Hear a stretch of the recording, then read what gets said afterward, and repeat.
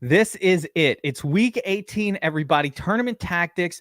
We're taking a look at Saturday first. Then we're jumping over to Sunday. We're just going nuts off the air, just talking about how excited we are at some of these games.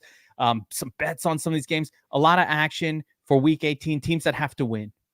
Teams that have nothing not to play for, and teams that have reason not to play. Going to clarify all of that and look at some tournament strategies and talk about some general approaches for NFL Week 18. With me to break it down, the dream team. We got the Shark Lab himself, author of Winning the $1 Million Game, Secrets of the DraftKings Millie Maker, Adam Shark Lab Burns. The book is available on Amazon or in booksellers across the country. Hey, y'all. How you doing? Down below, two-time Millie Maker winner, Bobby Moneybags, a.k.a. Bobby Cream, a.k.a. BobbyWow. What's up, my man?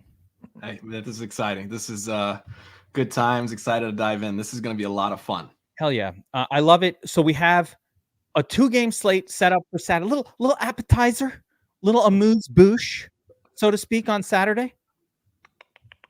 Little amuse-bouche, little appetizer. And then the main course on Sunday. Bobby's like, what the fuck is an amuse-bouche? And is that pornographic? Yes. What it's is not. it? It's not. It's appropriate. It's family. It's a family show. It's a family show. It's fine. Sunday, big slate.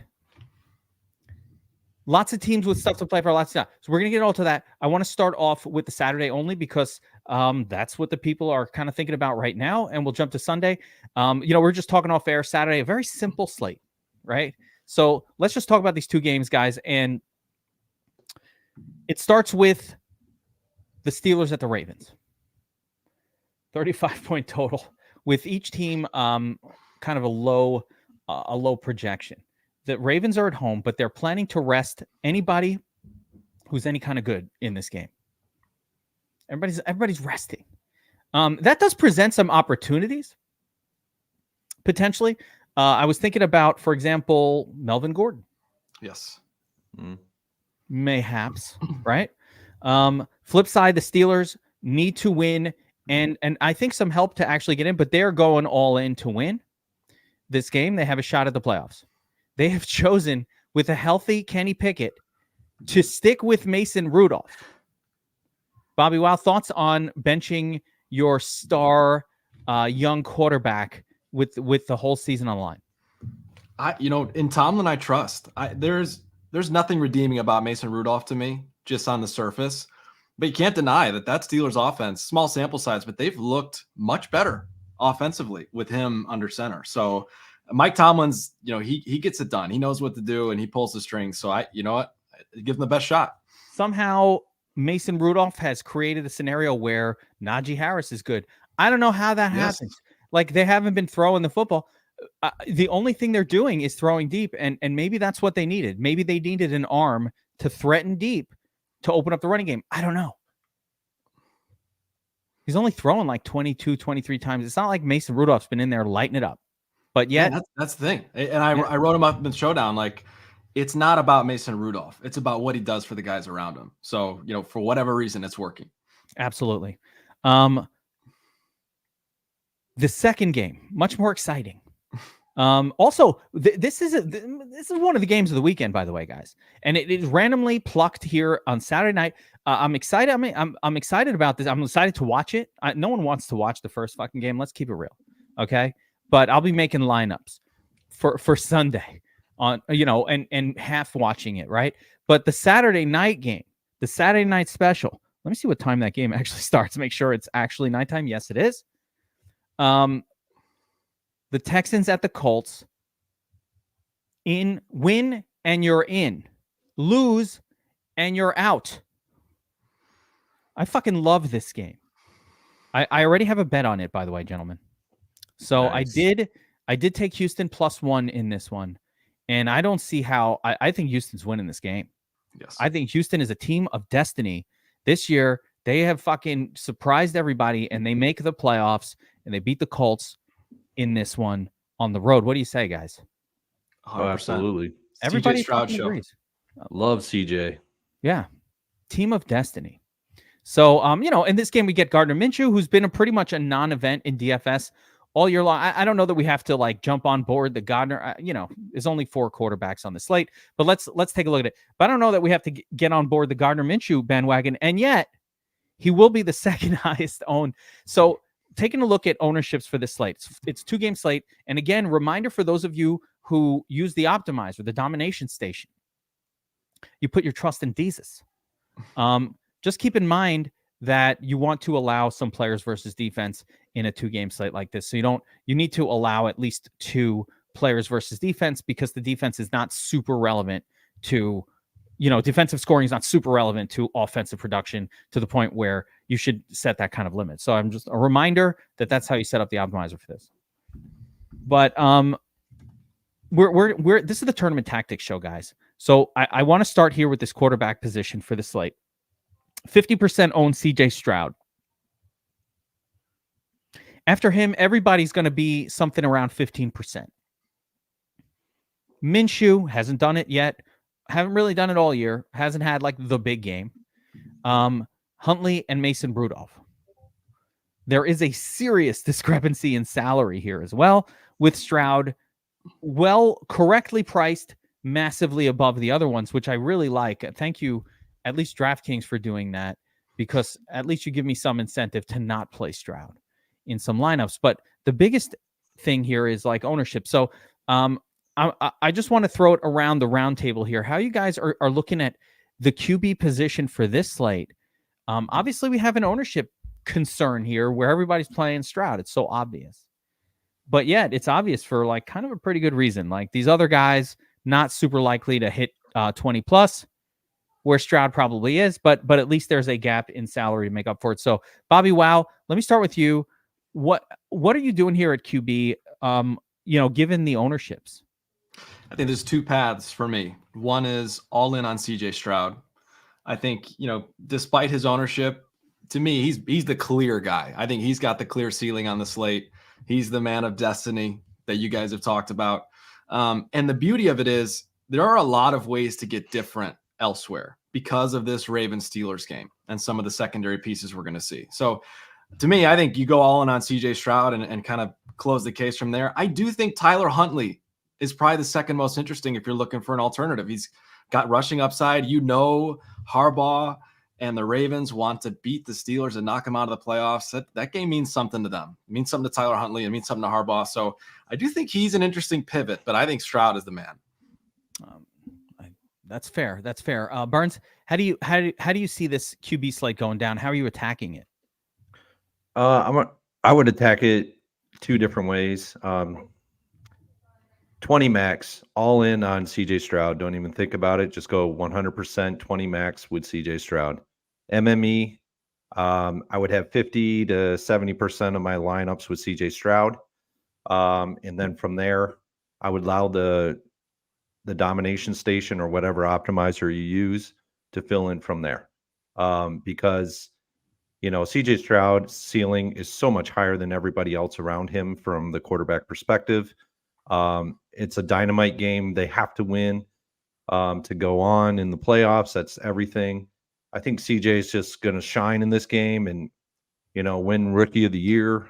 So it's just a dynamic path for him, and I love it. So, yeah, it's interesting because the contrarian in me wants to sit here. I do have a path where Stroud fails, and I'm going to explain where it is. But listen,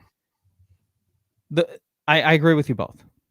I've bet it already, and I really do feel that this is not going to be a disappointing game. I think we're going to get, I think we're going to get that exciting, playoff atmosphere, teams play at their best type of game out of both the Colts and the Texans in that late night game. I mean, it's just everything's coming together, right?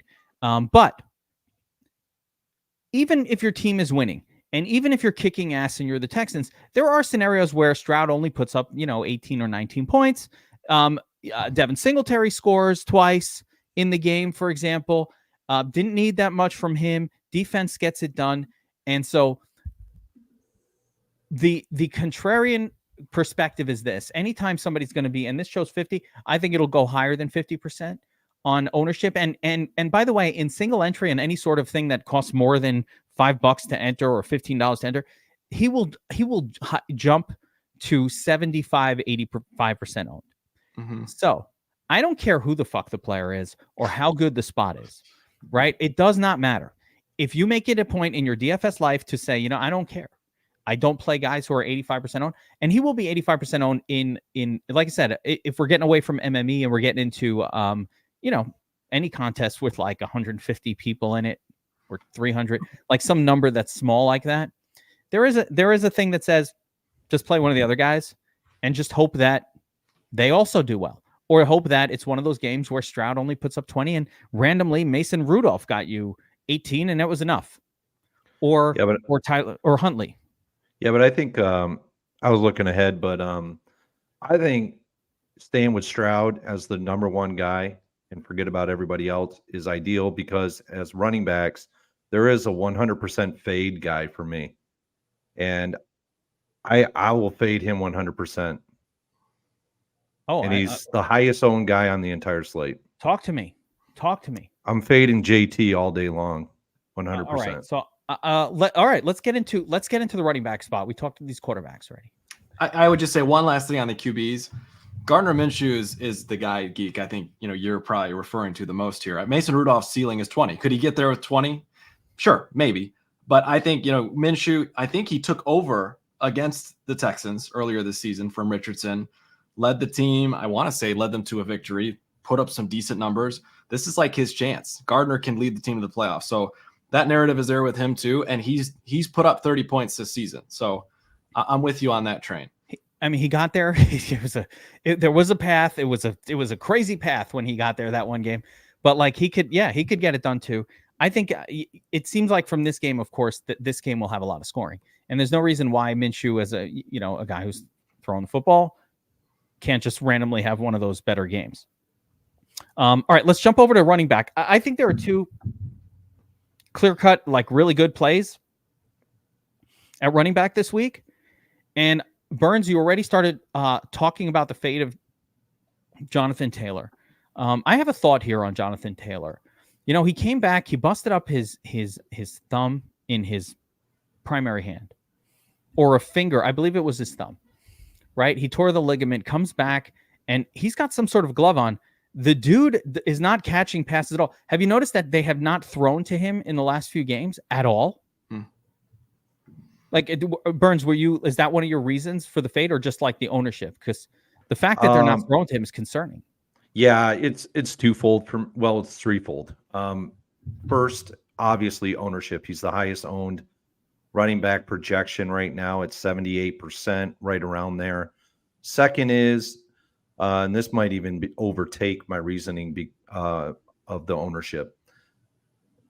Houston has been extremely good against running back position this year. And then the third thing is exactly what you said. He just doesn't look like JT out of the backfield catching passes. It was evident last week. I was high on him last week, and he faltered. He didn't really falter to the point where he got like less than 10 points. He got 17, but for JT, that's faltering because we needed him at high 20s to low 30s to pay off. So that's a fail for him.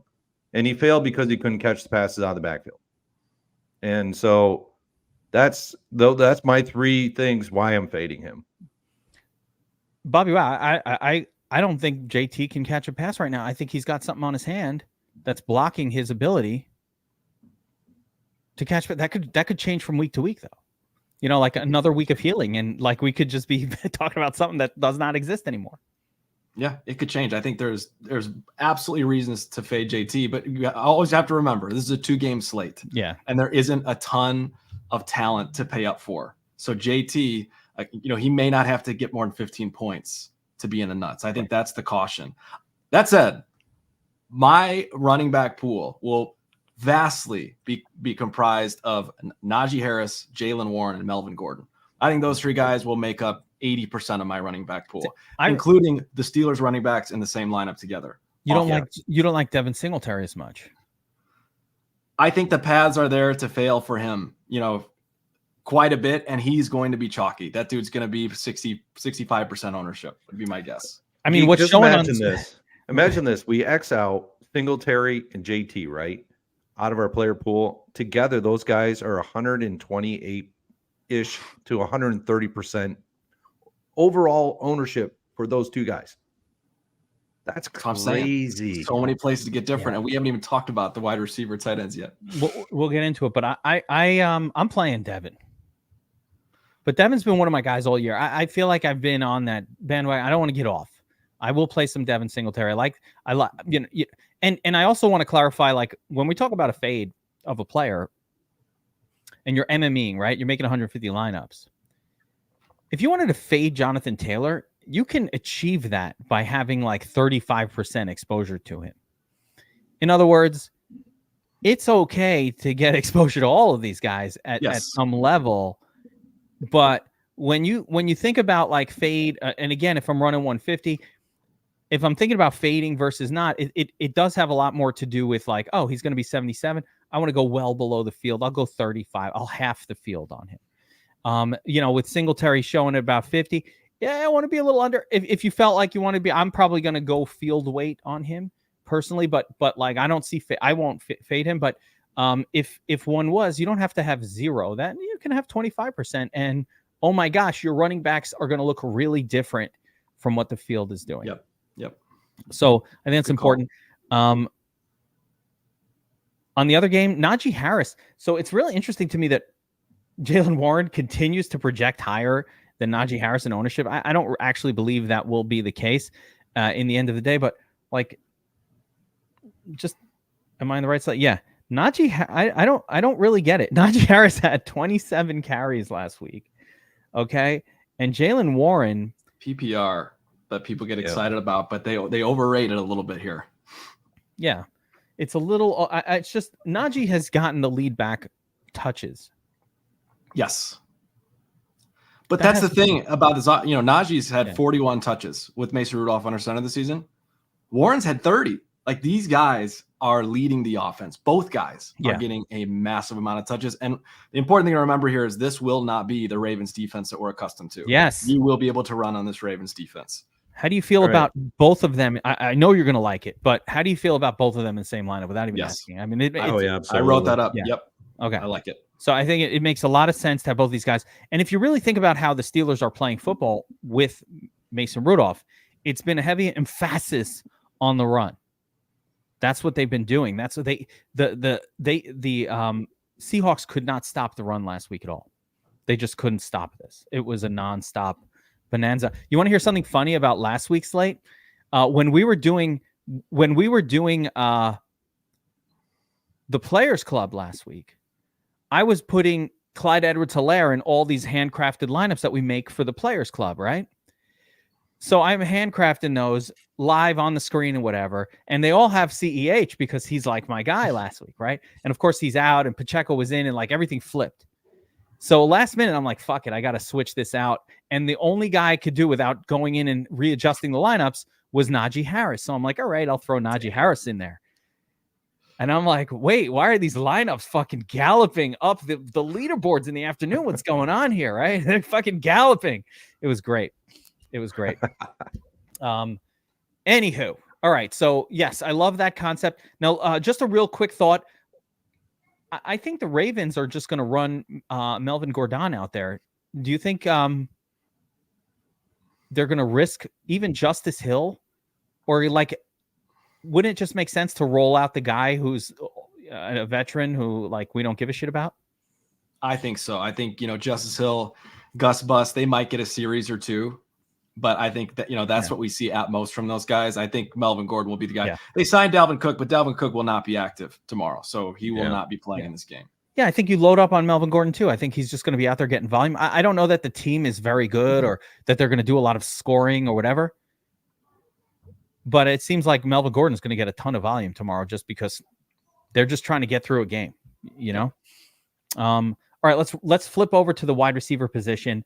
And I mean, it's a haves and have not. It just seems so obvious to play Collins, Pittman, and Pickens, all three. I don't even know how to get away from this chalk. I like the chalk a lot, so I'm having a hard time with it.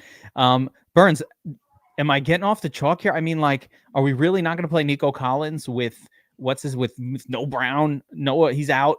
There's no one else to throw to. I'm curious who the other damn wide receivers are. Like, we got to have some. We might need some Alex Pierce on that, or not Alex Pierce. Who the hell? Josh Downs, Alex Xavier Pierce. Hudson. Who's in the game? Who's playing? It looks like Nico, Robert Woods. I'm hearing Woods might not play. Hutchinson. Some Xavier Hutchinson dude that we haven't really seen all year are projecting in. Let me check one thing. Darling, I think. You realize that the slate tomorrow will be won with the Hutchinson / Mechie type of player, right? You guys are fully aware of this. Yeah, I mean, an 87 to 88% wide receiver.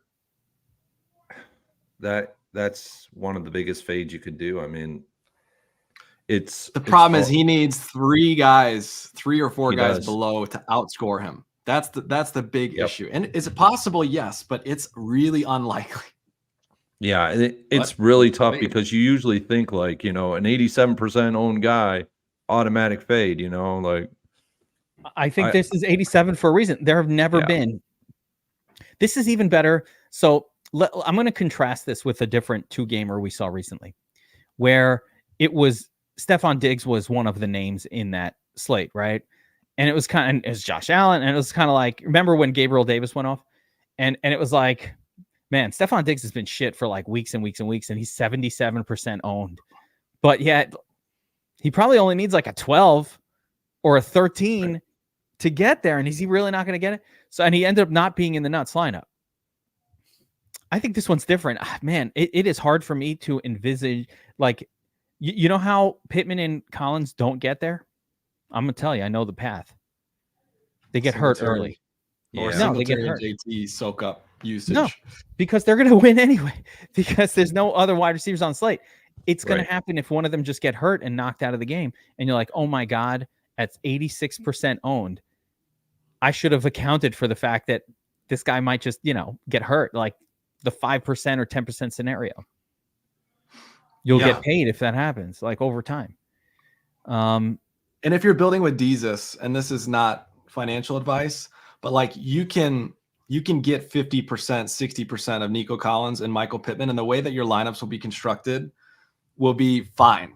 Like you can get enough leverage at 60%, being 20% under the field or whatnot, and still be relatively safe, considering these guys are probably going to go off. So that's the way I would approach it.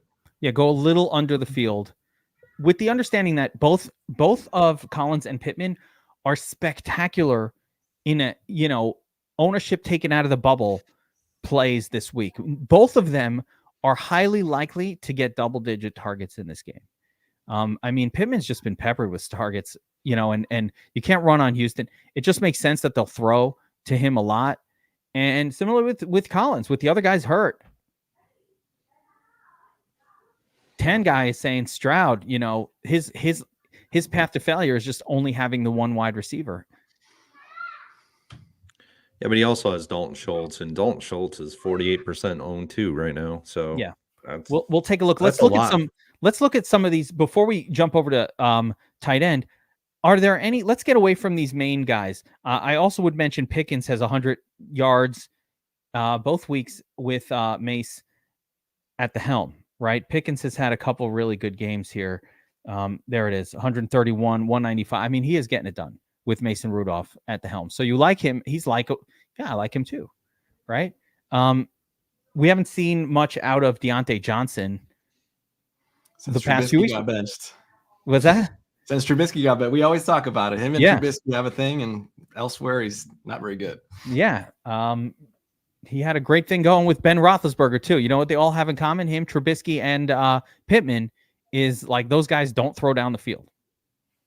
Or late career Ben Roethlisberger just could not get it down the field. He used to be awesome at that, but late career hasn't gotten it done. So, all right, there's those guys. But in order to win the slate, we've got to find other names that work out. So, where are we going outside of this top 3 group at wide receiver to get unique, to get different, to try to win a game here? There aren't that many names available. I don't think Robert Woods will play. Hasn't practiced.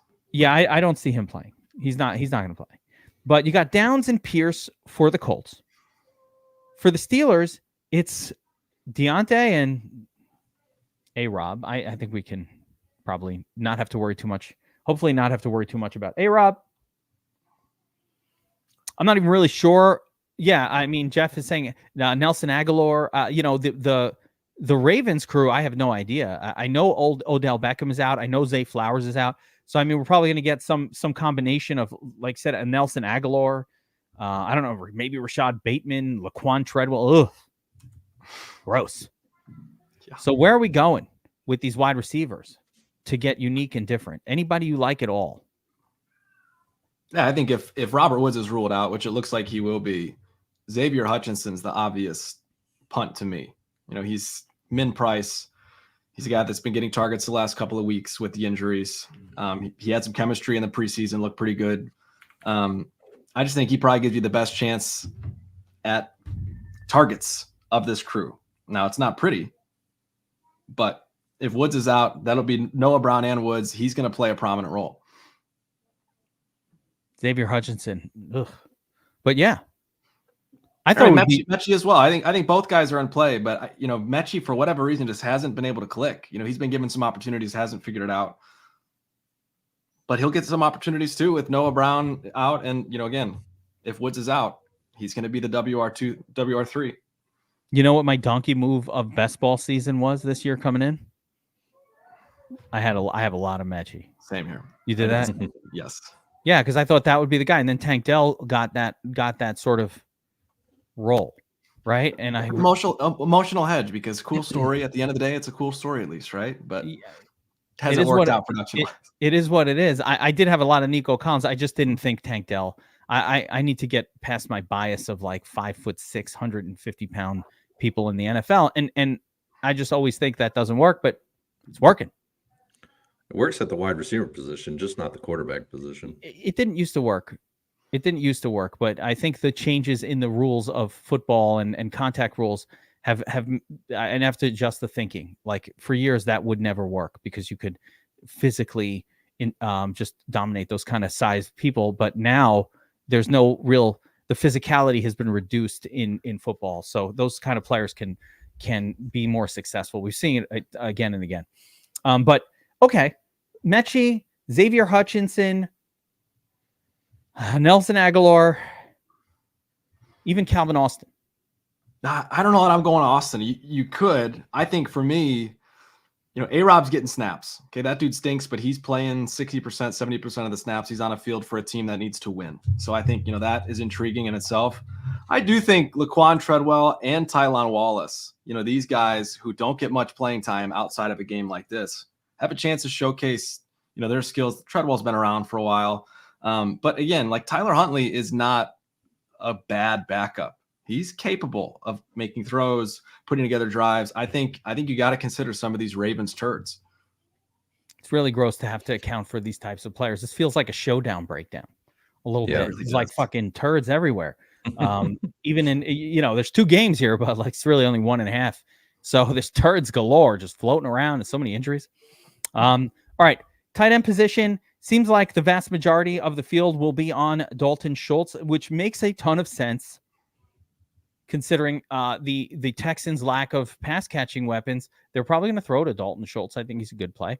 I think it's important to note, again, as we're talking about 2-game strategy, that double tight end wins in this type of contest fairly frequently, right? It is a very common thing to be successful with 2 tight ends. So it looks like, Freiermuth, second highest owned guy. And then it's guessing on the Colts crew. Right now, Kylan Granson is looking like he'll have some ownership. I wrote the notes for the showdown for this Ravens-Steelers game. Charlie Kohler's a core play for me. Ooh. I think Charlie Kohler, he's the guy that is going to see volume. He's really the only other tight end on the Ravens roster at this point. Obviously, they'll elevate somebody. Someone will step into that role. But Charlie Kohler is going to be the guy here at min price with a backup quarterback against a team that, you you can score points as a tight end against the Pittsburgh Steelers. So I just think, he's the guy that makes the most sense. If you're looking to truly punt somebody in this 2-gamer, it's Charlie Kolar. I love it. I mean, looking to truly punt, or if you're looking for somebody to put up some numbers, period, that will be low owned. I say punt just because he's so much less expensive than the cheapest wide receiver. I mean, he's $500 cheaper than the turtliest wide receiver. Let me plug away the chalk. Let me plug in all the chalk. Hold on. Just plug in the chalk into this lineup here. Steelers, yeah. Okay. I didn't see that Baltimore game all the way through last week when they played the Dolphins, but his lone target for a 19-yard touchdown, who threw that pass to him? Was it Lamar, or was that Lamar that threw that to him? I'm not sure. I only have the likely one-handed grab in my head. I can't think to the Kolar. I would say it was probably Lamar, because I think Lamar played that whole game, right? Yeah, Lamar hasn't been coming out of games. All right, I was just making sure. He's getting targeted. When he's in, he's targeted.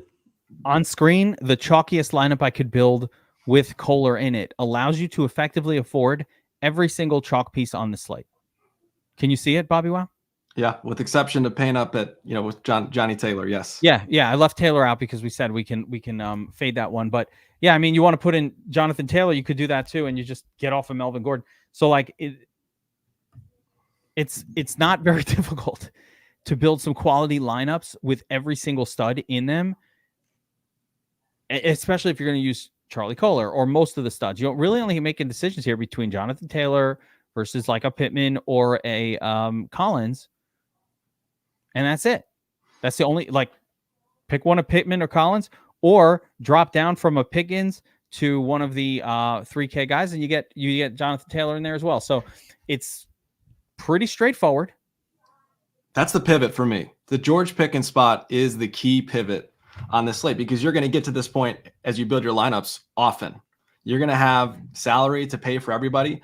George Pickens is a guy that can put up 25 points, but he does it on little volume, and he's got Mason Rudolph throwing him the football. I think that pivoting off of Pickens to someone who's a little bit cheaper, even just to be different, not to pay up for someone else.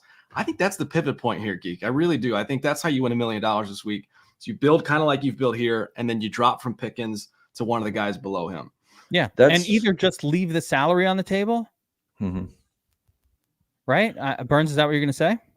No, I was going to agree with Sam Pierce. I mean, that's what I thought it was. Like, he threw to Kolar. Huntley was throwing to Kolar, so he's targeting him. So that's that's got to be the guy. But yeah, I mean, the way I play, I try to get rid of a lot of percentage of ownership, right? I'll be in and around 260, 250, 260 overall ownership on a slate like this. So automatically, when I went into the domination station, I automatically lowered or X'd out JT immediately after I looked at all the metrics. And then I lowered percentage of ownership on Singletary. I just free flowed Nico and Pittman together. And then, with doing that with JT and Singletary, you're going to have some seriously different lineups than anybody else. And if you lock in Kolar, wow, your lineups are extremely different. Yeah, I think it's not that hard to get. I think it's not that hard to get there. I think it's not that hard to make unique lineups off of. But first, you always have to understand what the baseline is, right? Like, what is the field doing? And I think the field is doing something very close to what you're seeing here on screen. Again, the difference being maybe something more like Taylor and a 3K wide receiver punt, something like that as well. This is kind of how people are going to build. So any way you can get a little beyond this or different from this, that's how you try to win this type of 2-game slate. Guys, let's move on. We're going to have a little amuse-bouche in between the Saturday discussion and the Sunday discussion, because an amuse-bouche is a palate cleanser, BobbyWow. When you go to a fancy restaurant, of course, they give you a little limoncello, little like a little ices or something. Clean the palate. Move on to the next course. All you need to know about that really is that when you go out to dinner and there is anything like that involved, you are spending a lot of money. That is the most important note. Like, oh, there's an amuse-bouche. You mean this dinner's costing me $150 a person? Okay. All right. I wish I knew that before I came here. I wish I would have been warned. Would have worn something other than this T-shirt.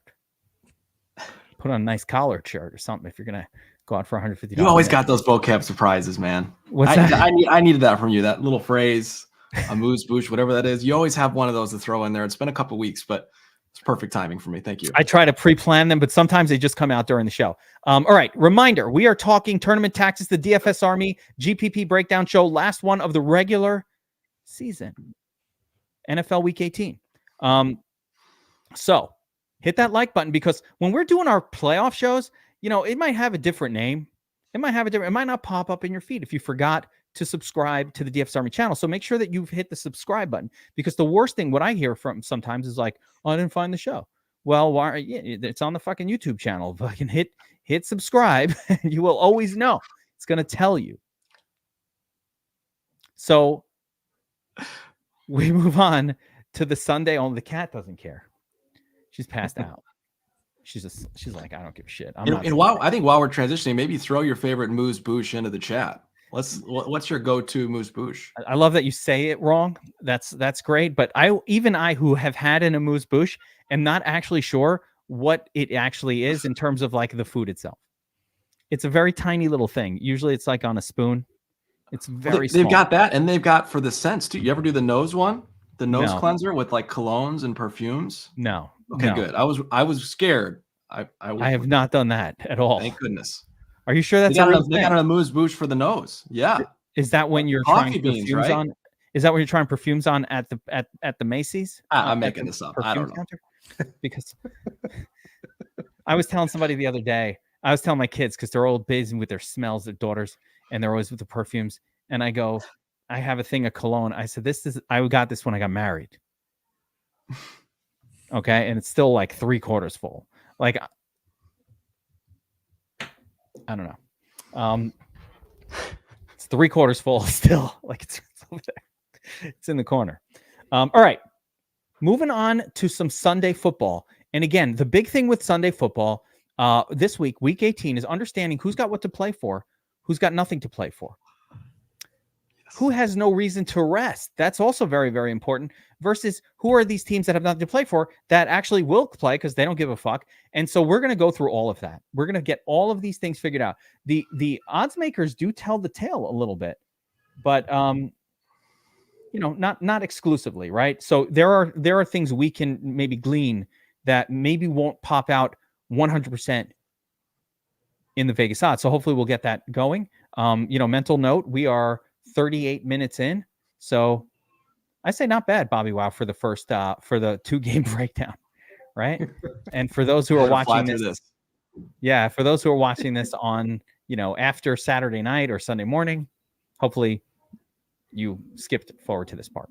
So let's talk about this slate, guys. Again, big one, tons of games on it. Fanduel is including the Sunday night game in their main slate. Which is that's nice. Yeah, it's kind of cool because that's the one you kind of want to load up on. Like, if we're talking Fanduel, it's just like just like play Josh Allen. I don't know, maybe Tyreek Hill, something like that. But since this is we're kind of using DraftKings as our baseline here, we don't have that game included. Are we playing Carson Wentz? No, or not. Maybe. Well, we got to listen to BobbyWow, but I have a feeling like my unfriend you button is going to be on fire. I just have a thought that might end up happening. But all right, so let's kind of look over some of these games here, and there's 3 greens on the screen. You've got Vikings, Lions, where the Lions need to win, but not really. Like the Lions really don't need to play this game out all that much. You can't lose this game, though, if you're Detroit. You just can't. Just from the shame of it? Just from the mentality. You're the Lions, okay? This is what it's expected. You lose that game against Dallas, you come out and pout, and you lose this week. that sets a bad precedent. So Dan Campbell does not want that to happen. So your feeling is the Lions are going all out to ball out, even though it's not super important for them to win this. I think Dan Campbell would beat Minnesota 50-0 if he could. Okay. That's fair. Are people ripping on the color of the Proptimizer shirt? This is not what you're seeing on screen is not like maybe it's not coming through. Wait, let me get my light on here. These guys needed a moose boosh for the eyes. That shirt is fire. What are you talking about? All right. Hold on.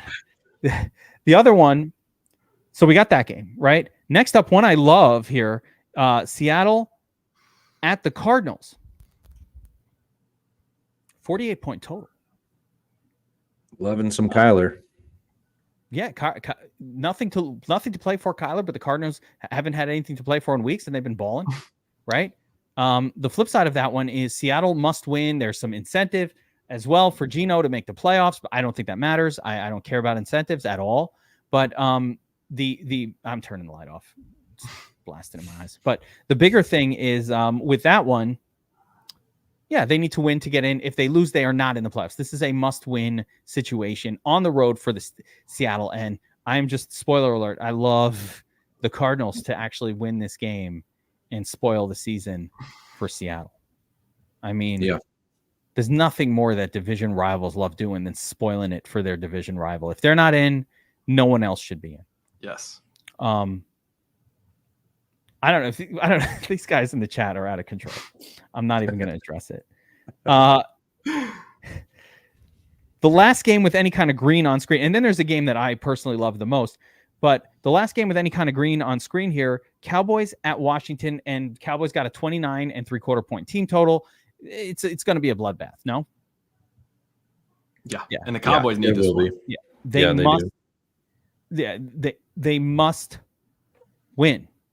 You could see another Dallas versus Giants happening here where Dallas just scores all their points in 3 quarters. Could easily see it. You could see Dak to CeeDee Lamb that whole 3 quarters and just blow up, and then they sit and they're up by 35 points. I even want to almost pivot off of this one and say, the Eagles are watching this game, right? The Eagles have hinted almost that they might rest some guys at some point during the game. The Eagles will be watching Dallas. If Dallas wins, the Eagles have they're happening at the same time, though. Yeah, it's simultaneous. But this is Dallas. They could be up 21-0 in the first quarter. By halftime, it's 28, and it's like, oh shit, it's going that way. And you might, because of the way this game goes, you might wind up seeing Hurts, who I think a lot of people will want to play this week. Like everybody loves to play Hurts. We might see him sitting down like halfway through the third, and they're like, you know what? They probably, I think it'll be a close game actually with the Eagles and the Giants. So I'm kind of like, in that sense, you almost want to play some Eagles. But the flip side is there is real risk of they just pull these guys. And here's the other thing too. When you say, and Sirianni's mentioned it, when they say the Eagles are going to be watching the scoreboard, they're not going to be watching while they're slinging the football around. They are going to be running the ball down the Giants' throats and running clock. They can control the game that way. So it's not like Hurts is a lock to put up massive points in the first half. I think it's a very dangerous spot. Yeah, it's just dangerous. And we all have a player we love a little bit more. And it's so crazy. We discussed this pregame. But the last game that really pops here is and then we'll talk individually about these games. I've already done a games breakdown, guys. And if you want to know, by the way, go back and check my DraftKings video, first look this week, where I really got into who has what to play for. So I don't want to fully rehash all that because it took me like 25 minutes to spit it out during that video, and I feel like I don't want to say it all again. But the last game that really pops for me, Chicago at Green Bay. Super close. Look at the Vegas odds here. Super close game, 45-point total. Chicago is BobbyWow. Tell me what Chicago's going to be doing here. Chicago's playing for everything. Okay, this is as close to the Super Bowl as we've been in a while, because not only are we trying to knock Green Bay out of the playoffs, which in some ways would be better than winning the Super Bowl. Justin Fields is auditioning for his career, for his future. I think there are massive implications on this game. Now, that doesn't mean that the Bears will rise to the occasion, but what it does mean is I'm willing to make some bets that they will. And a game that'll probably be relatively forgotten about, given the slate as a whole. This is a game where the Bears are going to come out and absolutely do everything humanly possible to crush the Packers. Can they do it? I don't know. It remains to be seen, but they are going to give it their all. So I like taking chances there. This is the Super Bowl for Chicago. Mm-hmm. They fucking hate the Packers in Chicago. Like, they would like nothing more if they knock the Packers out. There's a couple games like this, and we got to pay attention to it. I have the same feel about the Cardinals. They want to do it. And these situations, I think the odds makers, the DFS community, always tend to favor that team that needs to win. I like the team here that has less pressure, but really wants to win. Don't matter if they win or not. Those are who wins these kind of games. So I love that spot. I love Chicago. Now, BobbyWow, since we're talking about this game, Khalil Herbert, what's the story? Might not play. Got a big Q tag going on. Is this the Roshan breakout finale? Were we a week or two too early on the Roshan play? Well, Foreman was a healthy scratch last week. Yeah. So if Herbie doesn't play, it gets ugly quick in terms of that running back room. I do think Roshan Johnson would be the lead back. And man, very small thing, but he absolutely blew up a Packers player in the matchup in week 1. He looked pretty good. He's an option. I think Justin Fields is the guy here. Justin Fields, obviously DJ Moore as well, but I think Fields is going to carry the ball a bunch. He's going to run. I think if Fields can stay on the field and not get hurt, he puts up a tournament winning score here. He's the guy I'm targeting. There we go. That's fine. Listen, BobbyWow speaks about Fields. I listen. I already loved Fields, though, in fairness. And Burns, you already said before, all three of us, like, we all love Fields. Like, we're all like having a Fields fest over here of love. So we all love this situation with Chicago. Let's be very clear. I think Justin Fields, again, we haven't broken this all the way through, but will be my highest owned QB this week, probably. I want to see Fields stay with Chicago, man. They got MHJ coming in as the number 1 overall pick in the draft. I mean, if they win, I think he does, Burnsy. I'm dying. I'm going to cry. One thing I'll say too, just real quick, on the other side of the football, this could be a sneaky game for Jordan Love too. The Bears are going to be their secondary is going to be a little bit depleted, and you got to know Jordan Love wants to put a stamp on this thing and beat the Chicago Bears to get in the playoffs. He's going to be getting Christian Watson back. It looks like that is a massive deal for Love. Jalen Johnson's doubtful for the Bears. This could set up for a really intriguing pivot to Jordan Love week too. Watson I coming back like that side. He returned to practice today or yesterday. He's practicing again. I love it, especially with Jaden Reed not likely. Yeah, that's true too. Yeah, go ahead, Burns. You were going to say something. No, I agree. I love Fields, and I love. I have a lot of love on Love too. I mean, it's like this game's going to be awesome. I really think that this is going to be the best game of the entire weekend. One of the 2 best games of the entire weekend. That in Houston and Indianapolis. This game is pretty much for everything for Chicago with Fields. This is everything for Green Bay to get into the playoffs. They have to ball out to get into the playoffs. It's not going to be easy for them to get in the playoffs with this game. AJ, I like AJ in this game for Green Bay, and with Watson coming back, it just makes Love that much more viable in a viable position for a quarterback. And don't forget Tucker Kraft either. I mean, he's in a good spot too. So on the Green Bay side, I like with Watson coming back, I like him so much more than I like Romeo Doubs.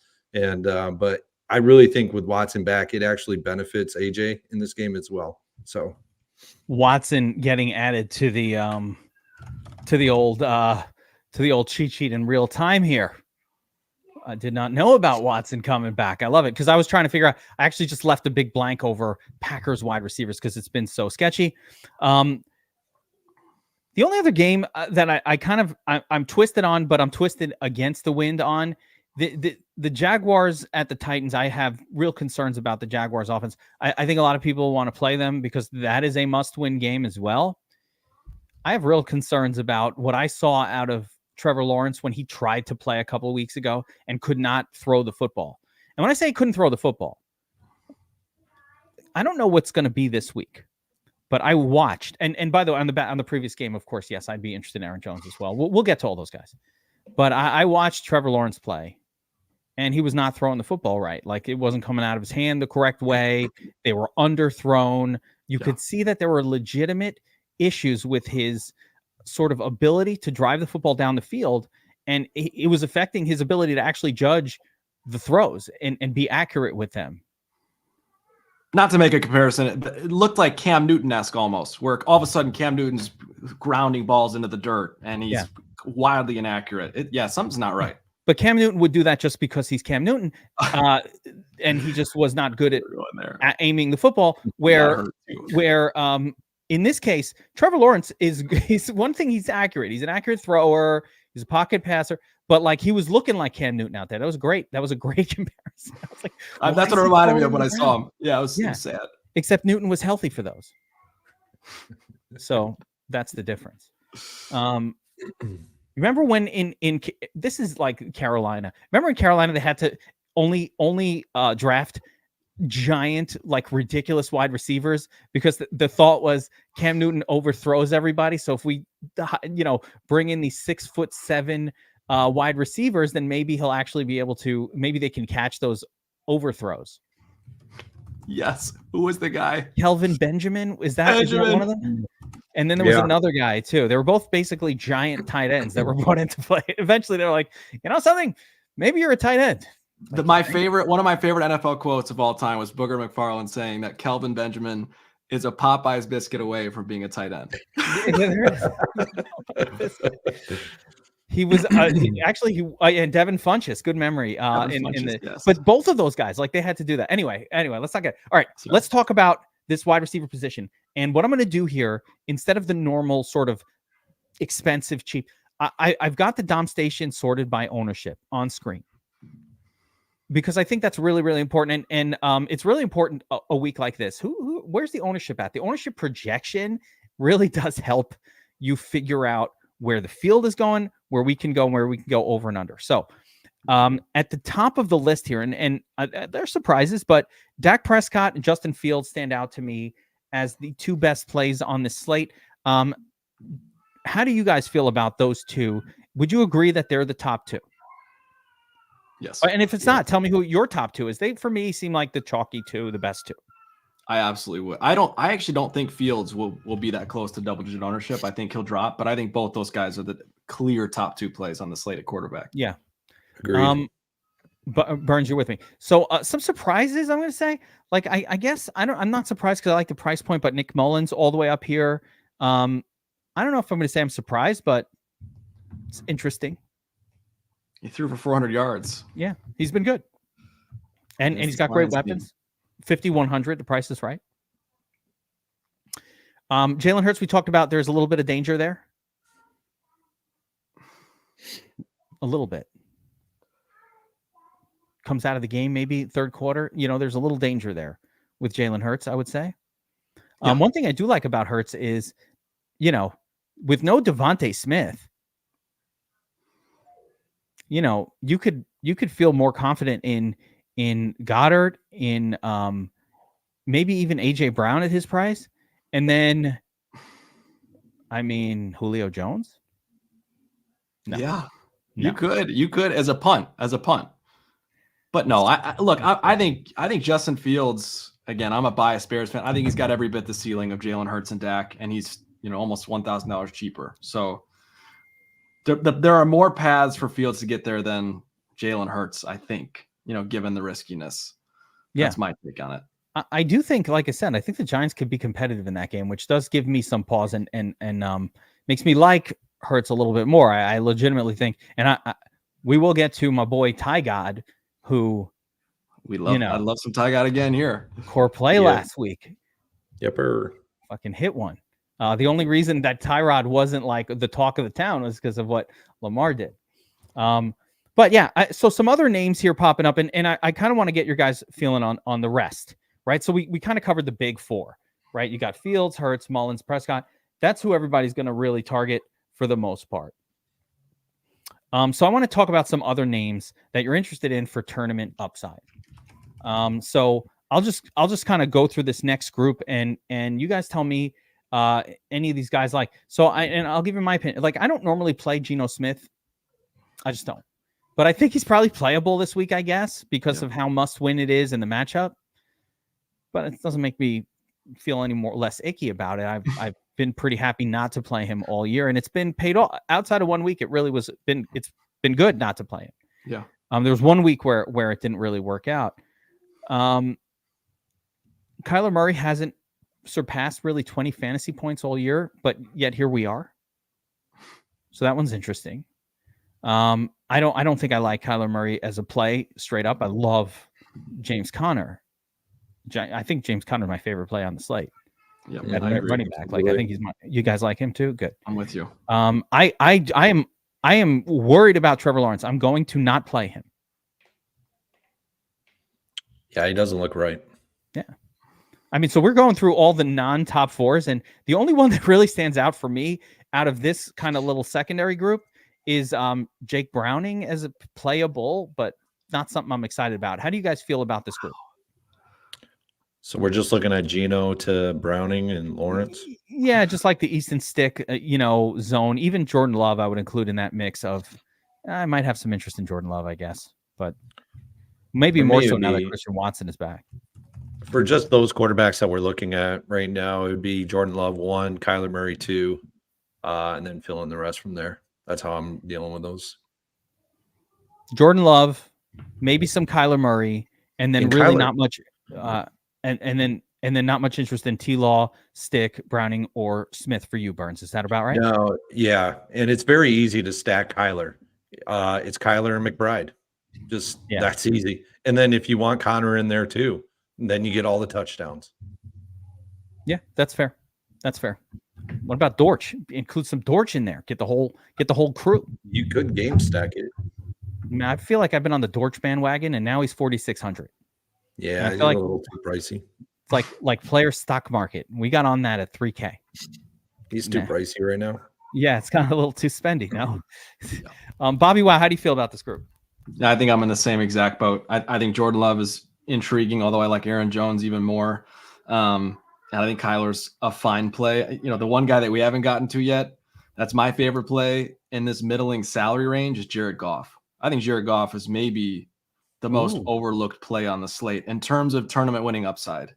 Again, I'm a sucker for the Dan Campbell thing. I buy into what he preaches. I buy into his mentality. I think the Lions come out and absolutely smack down the Vikings. I really do. I think we could see another 3 or 4 touchdown game from Goff, and he's going to do it at 3% ownership, maybe less. So he's probably the most overlooked guy.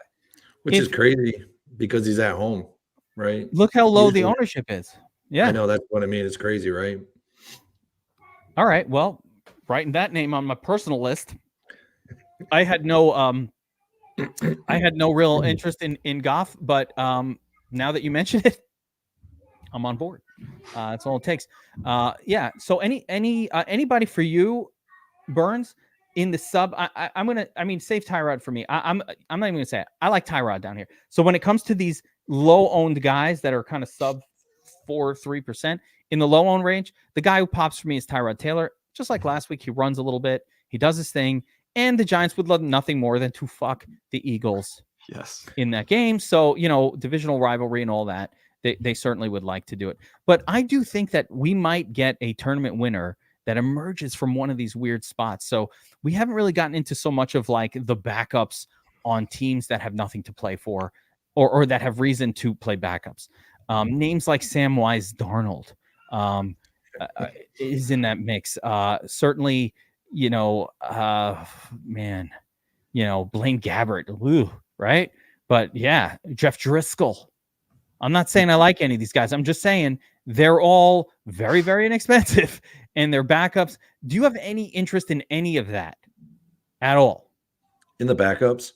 Yeah, in these backups, just random backup names and Driscoll, Gabbert.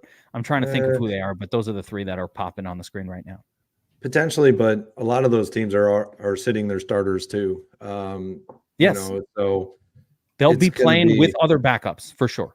Yeah, like with Wentz, he might be able to get it to Puka because Cooper Kupp is out. He's already been ruled out. Playing. Oh, Puka will play. They're starting Puka to get him his 29 yards for the rookie record and they will pull him as well. There's Yep. no way the Rams are going to let him stay in that game.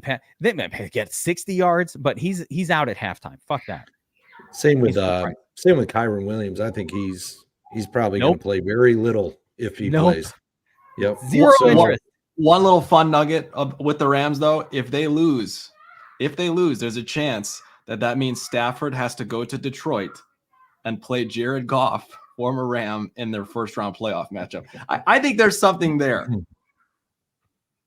I'm doing one of A little these. fun. It's more fun than anything else. Wait, let me cue up my things for these sort of statements. A guy that yourself. Is that clear? I'd say a guy in this middling salary range of like the 5K stuff, 5K range that I won't uncheck, but if the domination station decides to put one lineup of them in it for me is probably and the reason why I say this is that they have to go all out in this game. They can't rest starters, they can't do anything like that. This is New Orleans and Atlanta game. They both have to win to make it to the playoffs. And I could see Derek Carr actually doing something in this game to actually get his team into the playoffs. But I'm not Xing him out. I will just let Domination Station do what its will. I'm not increasing his projection. I'm not doing anything. If he gets dare you? He gets into a lineup, he gets into a lineup. But I don't like the guy. I never play him. It's just that guy that I'm just like, but whatever. No.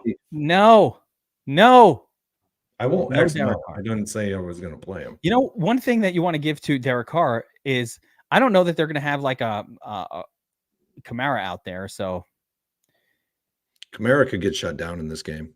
Atlanta's really good against the run. Yeah, and Kamara's just been banged up. He's just late in the year. I don't know though. Fuck Derek Carr, man. That guy never gets it done. I'm not saying I'm going to play him, like make lineups with him. I'm saying I'm not Xing him out because it's just, I don't. Yeah, that's week right. 18 is weird. You know what I mean? Yeah. No, and that's fair. And actually, the problem is that Falcons are the team where fantasy production goes to sort of melt away and not happen. And it's just such a team that slows games down and makes it gross. And we talked about it last week too. Yeah. And I don't even like Bijan, by the way. I don't even like the other side of it. I'm like, fuck Bijan too. You know, him and his damn 14, 16 touches a game. Bijan is Jahmyr Gibbs, but like slightly on a much less exciting offense than basically. Why would you play Bijan when Jahmyr Gibbs is the same guy, but better? Amen. I don't mean he's a better I don't know which guy's better. I don't want to actually said that wrong.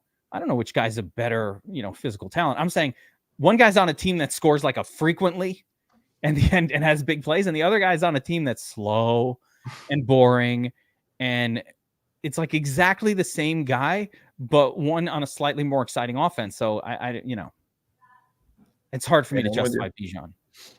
Yeah. All right. So I think we talked through the QB position pretty well. So let's just recap this. Dak, Mullins, we all love Fields the most. Play a little bit of Hurts. Then when we're getting crazy silly for the Millie, branch out a little, maybe a little Gino. Don't go crazy, very little, not that good. A little Kyler, not so much. Little, some Jordan Love, Tyrod, and I won't mention he must not be named from the Saints, but was there anybody else, or did I miss one? Goff. Yeah, Goff. Oh, and the sneaky tournament winner, Goff. Can we just change the name? I'm going to change the name of Derek Carr to Voldemort. We're just going to call him on the show going forward, Voldemort.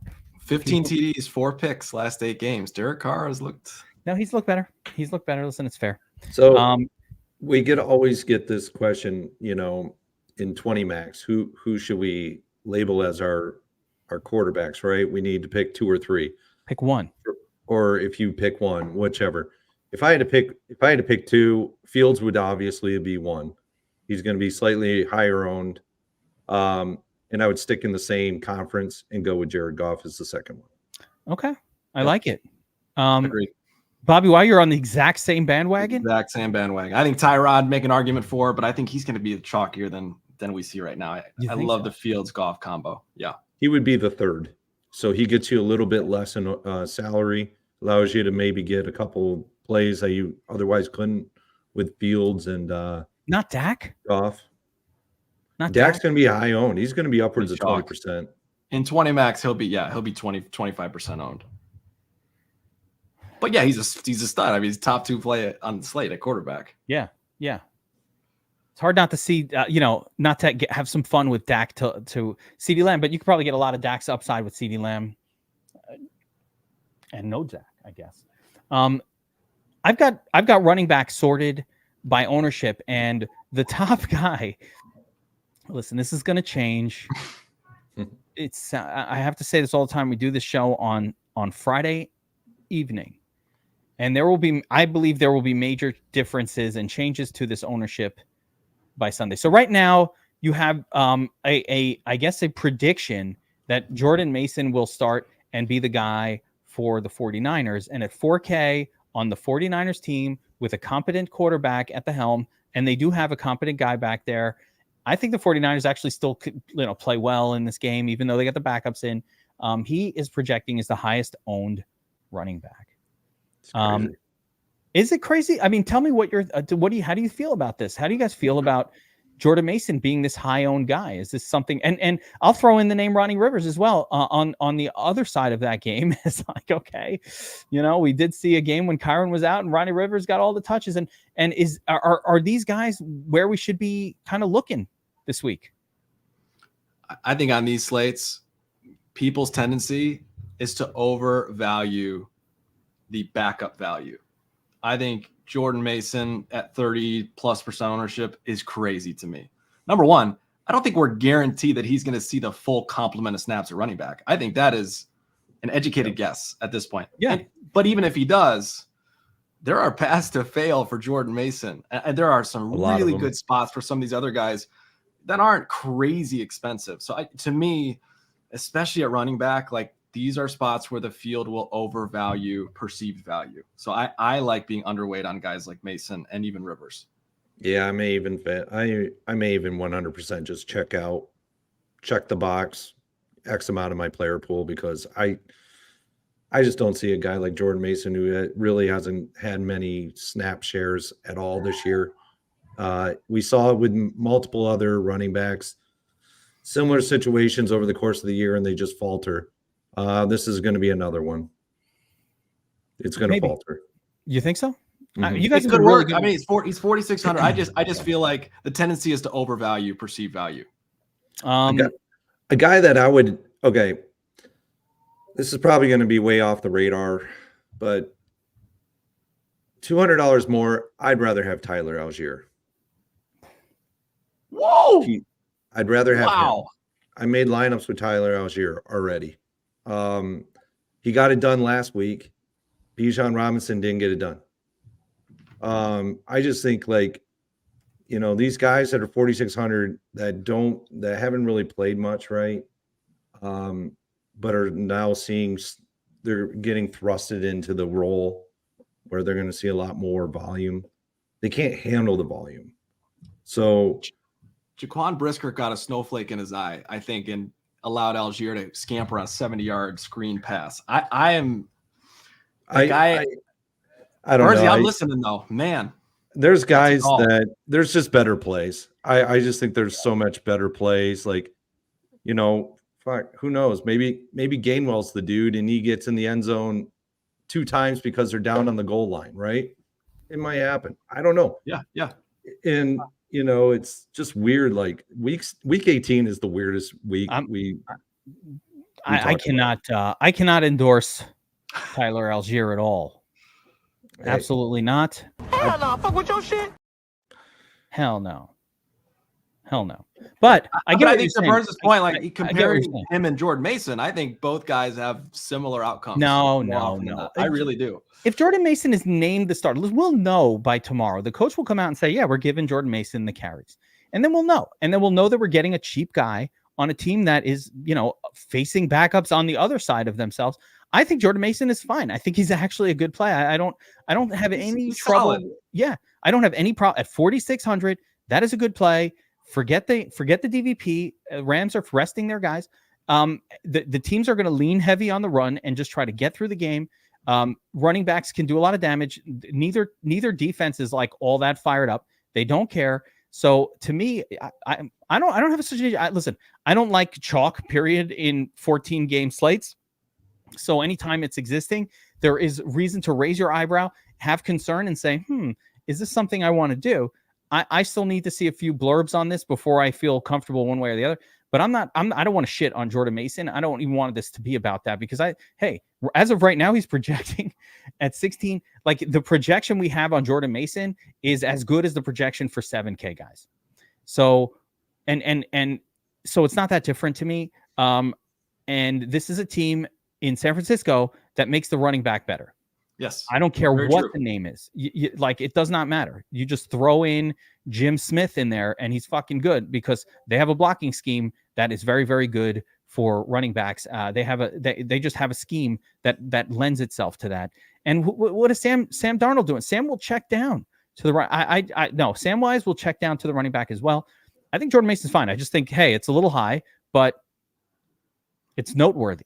I think my point is I'd just rather be underweight on a guy like him. That's where I land. Me too. And I'm going to live in that 6K salary range for, these running backs. You got Connor. I might even go up above 35% on any own player and go really high with Connor this week. Aaron Jones, he's in a really good spot. Even got like guys like, Pollard's in a good spot.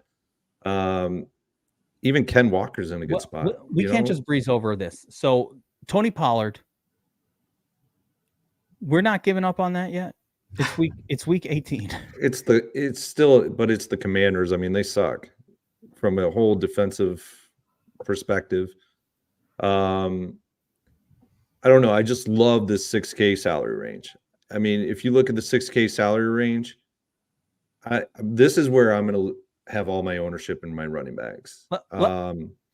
So like if you go from 6,800 down to the 6K range, you got Jahmyr Gibbs, who's in a really good spot. You even got DeAndre Swift at 6,800. No. I don't know if he's going to play much, but he's like a guy that I'm not really looking at that much. But if I look at it, it's like, I'm going to sort it. I'm going to sort it by salary. That's why I don't need a Jordan Mason. I'm going to sort it by salary here. And part of the reason I sorted initially by ownerships is because some of these names that are popular and that we might know probably not playing. Although I see that we pulled most of that crap out of the thing here, so I have it sorted by salary right now. And there are arguments for and against a lot of these players. I don't think Kamara is even within reason to play with that Q tag and everything that's going on. He hasn't been very good. I cannot get on board. Like I was writing my notes for this and I was looking at Pollard and I'm like, when do we give up on this guy? He has not put up, like, every single week he's in a great spot and he hasn't put up 20 plus all fucking year. Right. And it's week 18. There's no time left.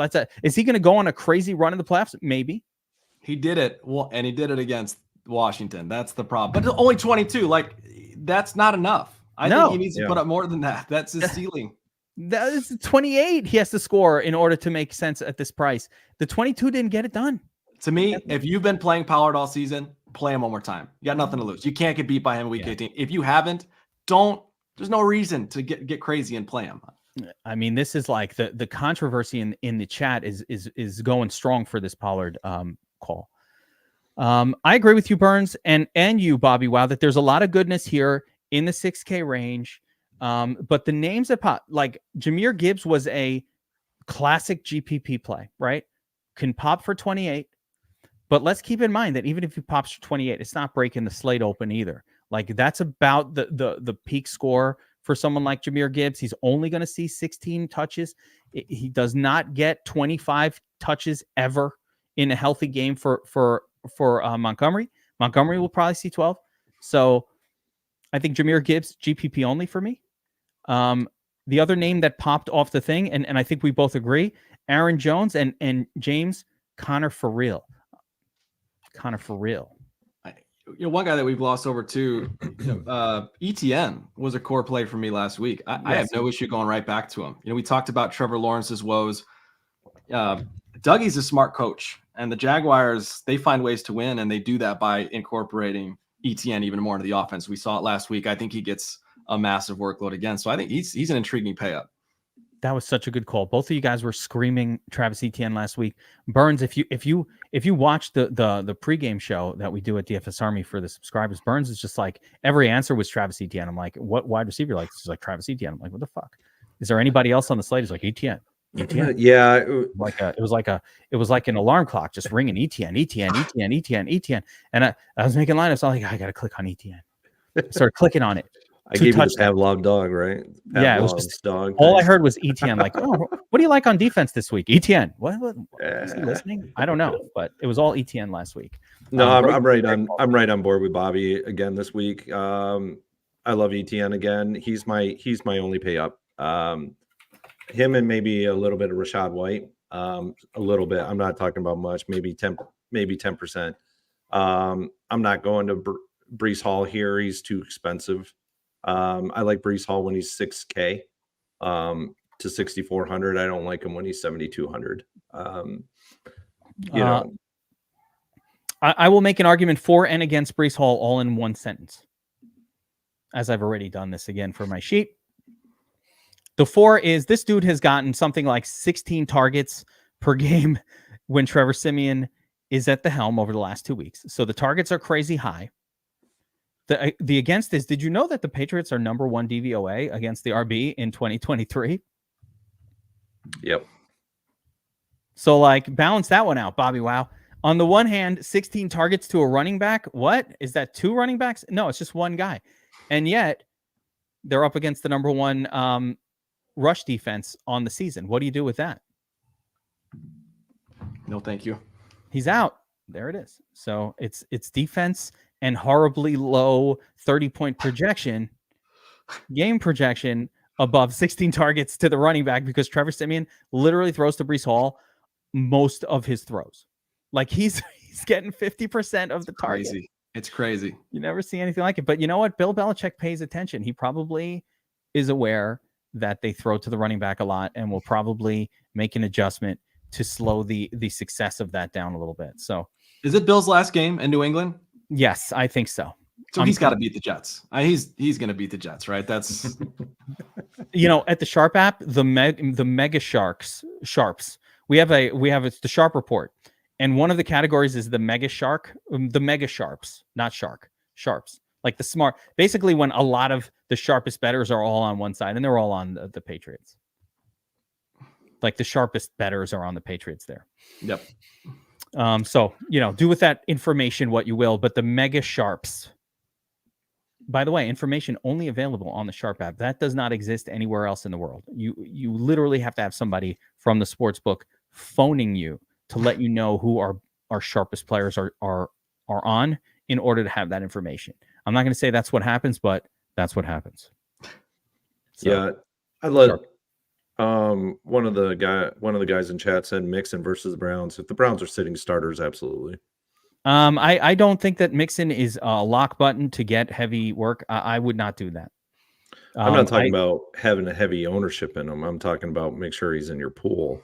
Yeah, in the pool. But I thought about Mixon, and don't they want to see what they have at Chase Brown? Like, don't you think they're gonna? I don't know that they're gonna play Bobby while you're nodding. So like, I'm not sure that they're gonna give Mixon his usual like 23 touches. I do agree with your point on the Browns defense being nothing to be scared of when they're resting their guys. But here's your guy that you could pivot to off of that San Francisco 49er guy too is Chase Brown. Yeah, there you go. 1-to-1 pivot. I think it's Roshan. Could be Roshan too. I mean, this is why you don't have to go that high with that 49ers running back. I want to once again iterate. I'm going to reiterate that for me, I love James Conner for real on the slate. The dude has scored 20 plus in 3 of the last 4 games. Okay. You know what else happened? 4 games and 17 in the 4th one. You know what happened 4 games ago?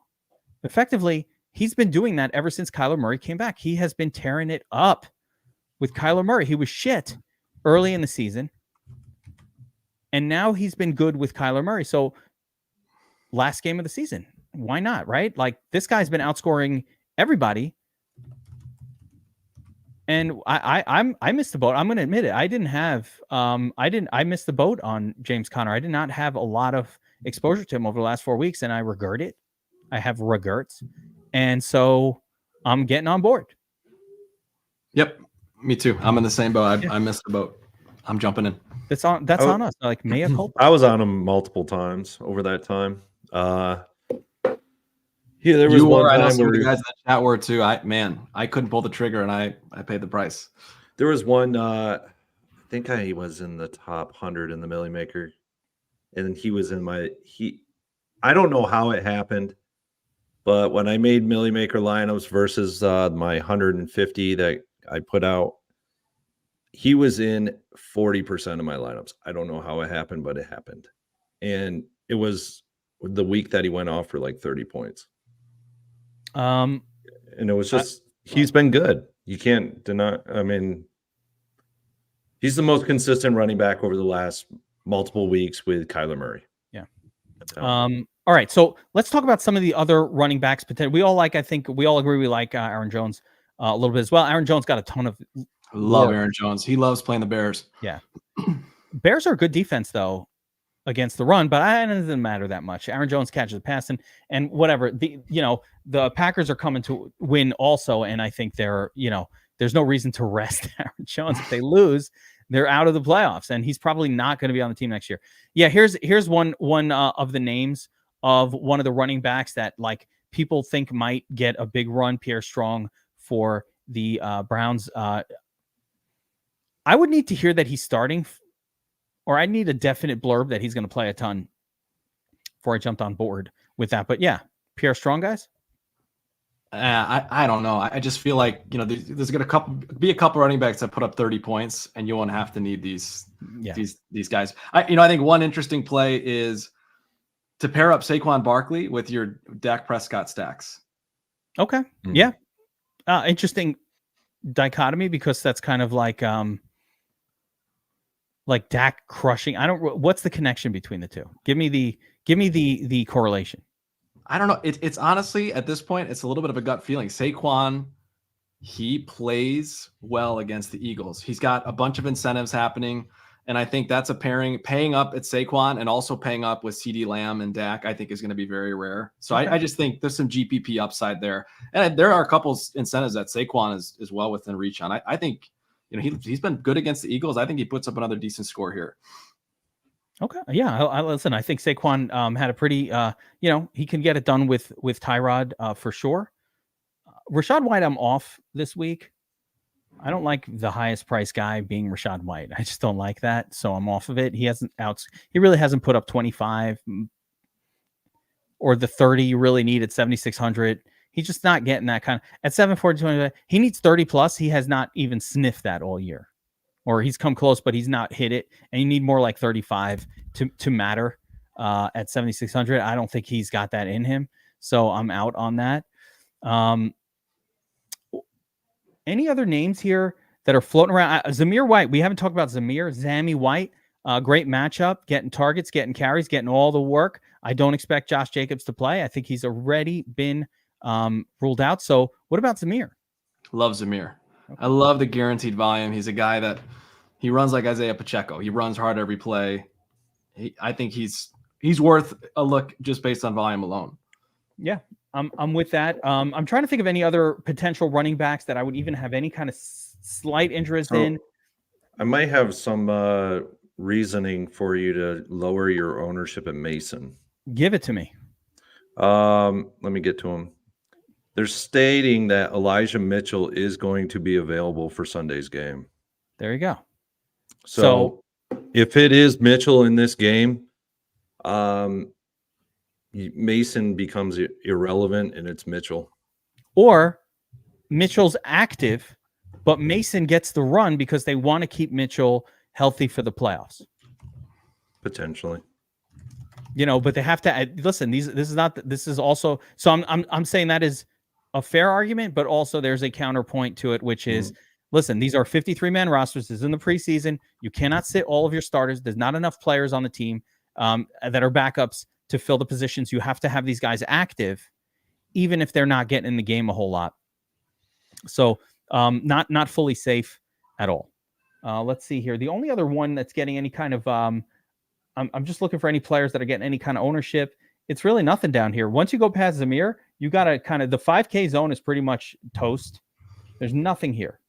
And you got to all the way down to Jordan Mason and these sort of Pierre Strong, Ronnie Rivers types. As some Chuba Hubbard stands in the chat. Yeah, I don't need any of that. I don't need that smoke. No fucking Chuba smoke. Hold on. Bad running back against a very good defense. Yeah. That's crazy talk. Crazy talk. That's the crazy talk clip. Like it literally is labeled crazy talk. I don't even know what's behind the clips half the time. They just have names. I also want to mention, I mentioned Connor for real before. Look up the song Finest Girl by Connor for real. You will thank me afterwards. It's awesome.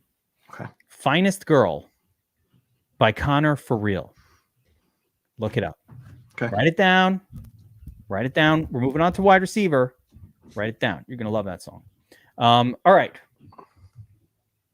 Literally been in my head like for the last 2 weeks, and I walk around. I can't stop singing it. It's just, it's crazy.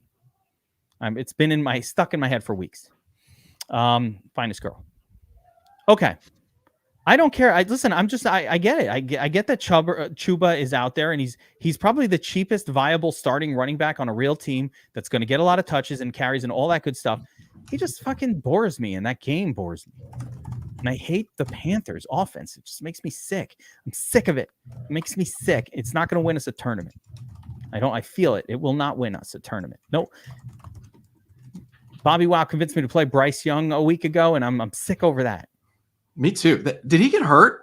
No. That's the worst quarterback stat line I think I've ever seen in my whole life. I was like, oh my God. I think Aiden O'Connell had similar one. Aiden O'Connell has had it too in a crazy high winning game, no less. All right, let's shift over to wide receiver, where we have one of the most obvious screaming pay ups, in the history of DFS with CeeDee Lamb.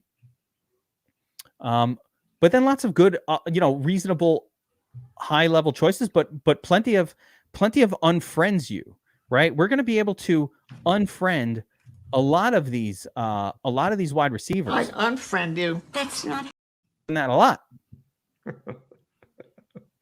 I'm going crazy with good, man. Oh, yes. It's the last one. By the way, again, reminder. The last. Well, we got the playoffs, but you got to be subscribed to the channel.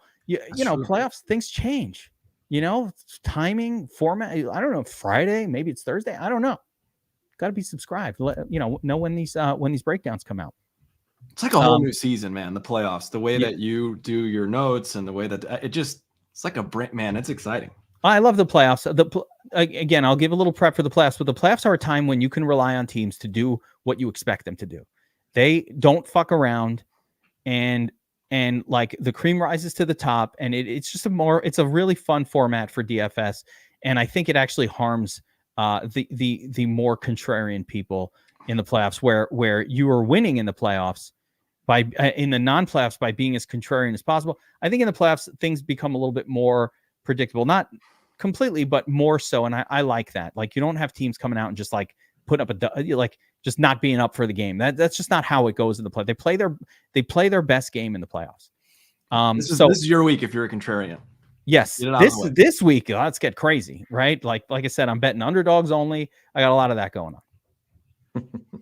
All right, so let's talk wide receiver. Stud zone. All right, let's unfriend you. I unfriend you. Get out of there. All right, so CeeDee Lamb, top dog. You got AJ Brown with no Devontae Smith, so interesting, even though he's very, very pricey. Sun God always seems to get it done. Great matchup. Everything's amazing for him here. Jefferson. Devontae Adams broke the slate open last week. No one was on it. Were you guys on it? You guys were probably on it. Was I that don't last know. week?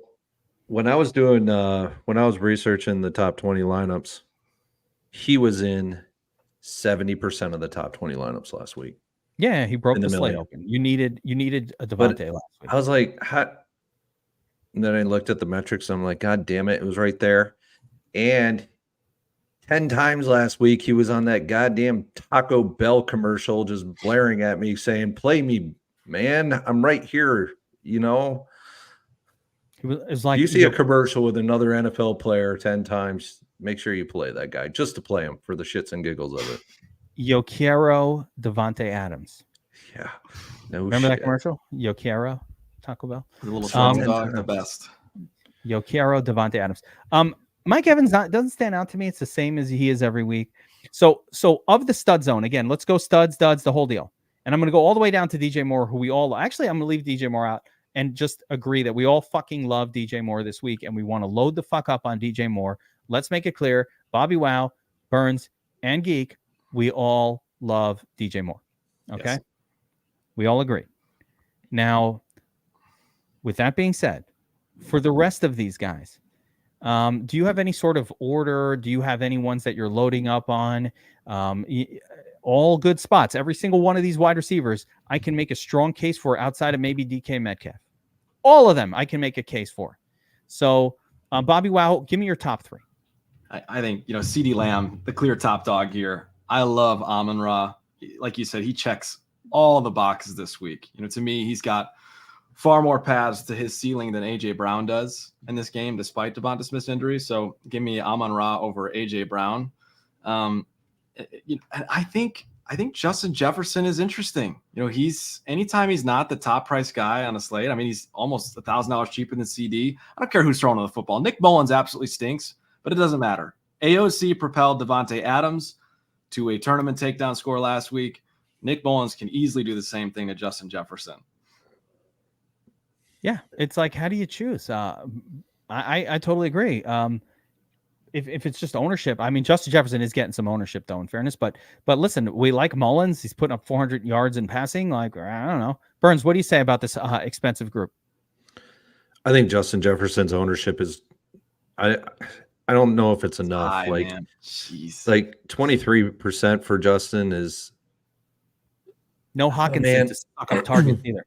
That's what I mean. Like I really like Justin Jefferson this week.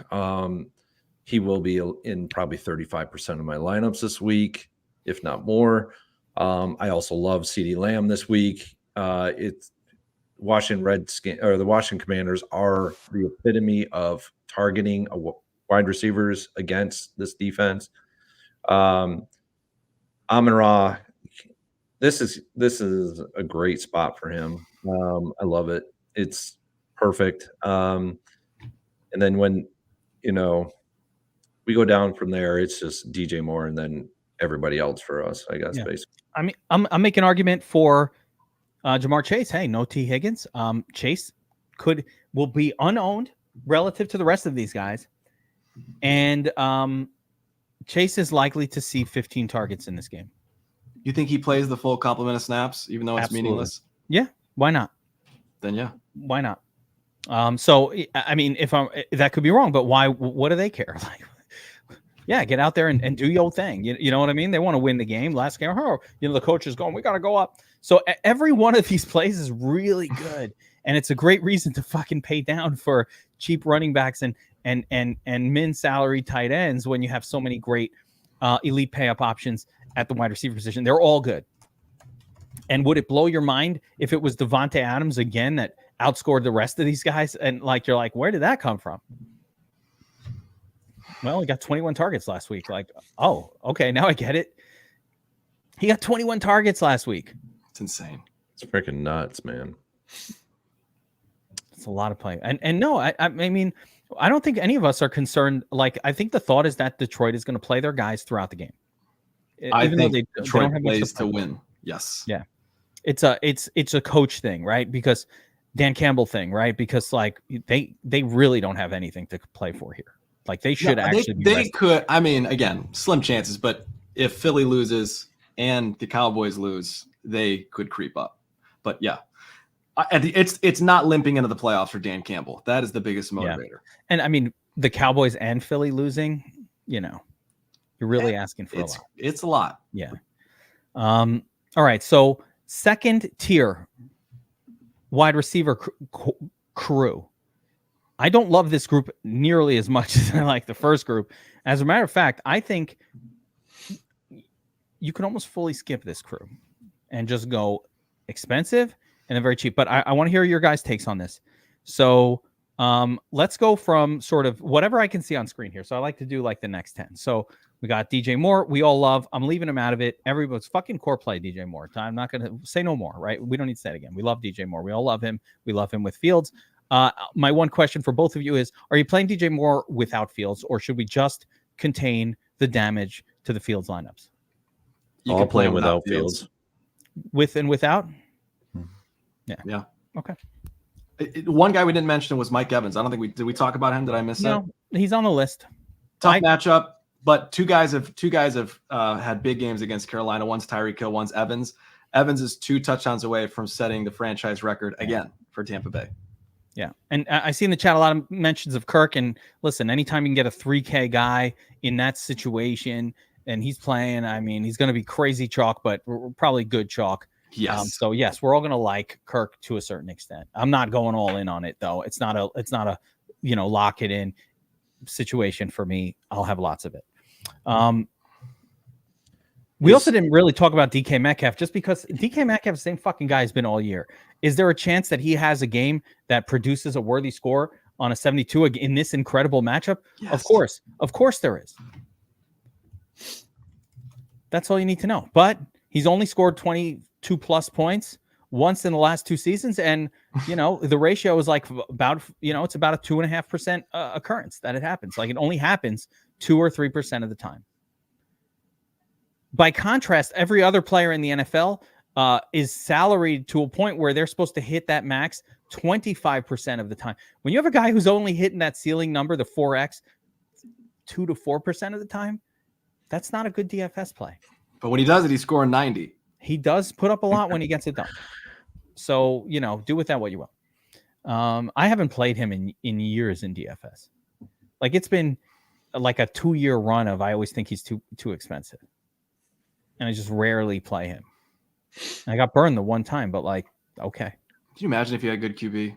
Man, wasted talent. Good player. All right, so Olave, Ridley, Sutton, Godwin, DeAndre Hopkins, everybody talking about his incentives, right? Thielen, Garrett Wilson, Packers, Lockett. Burns, of this crew, is there anybody you're heavily targeting here? I there's some concerns I see with a few of these names. I could shit on a lot of the names, to be honest with you. I don't like it at all. What about you? Yeah, I'm not laying a flag plant on any of these guys from just below DJ Moore down to about where Jaden Reed is.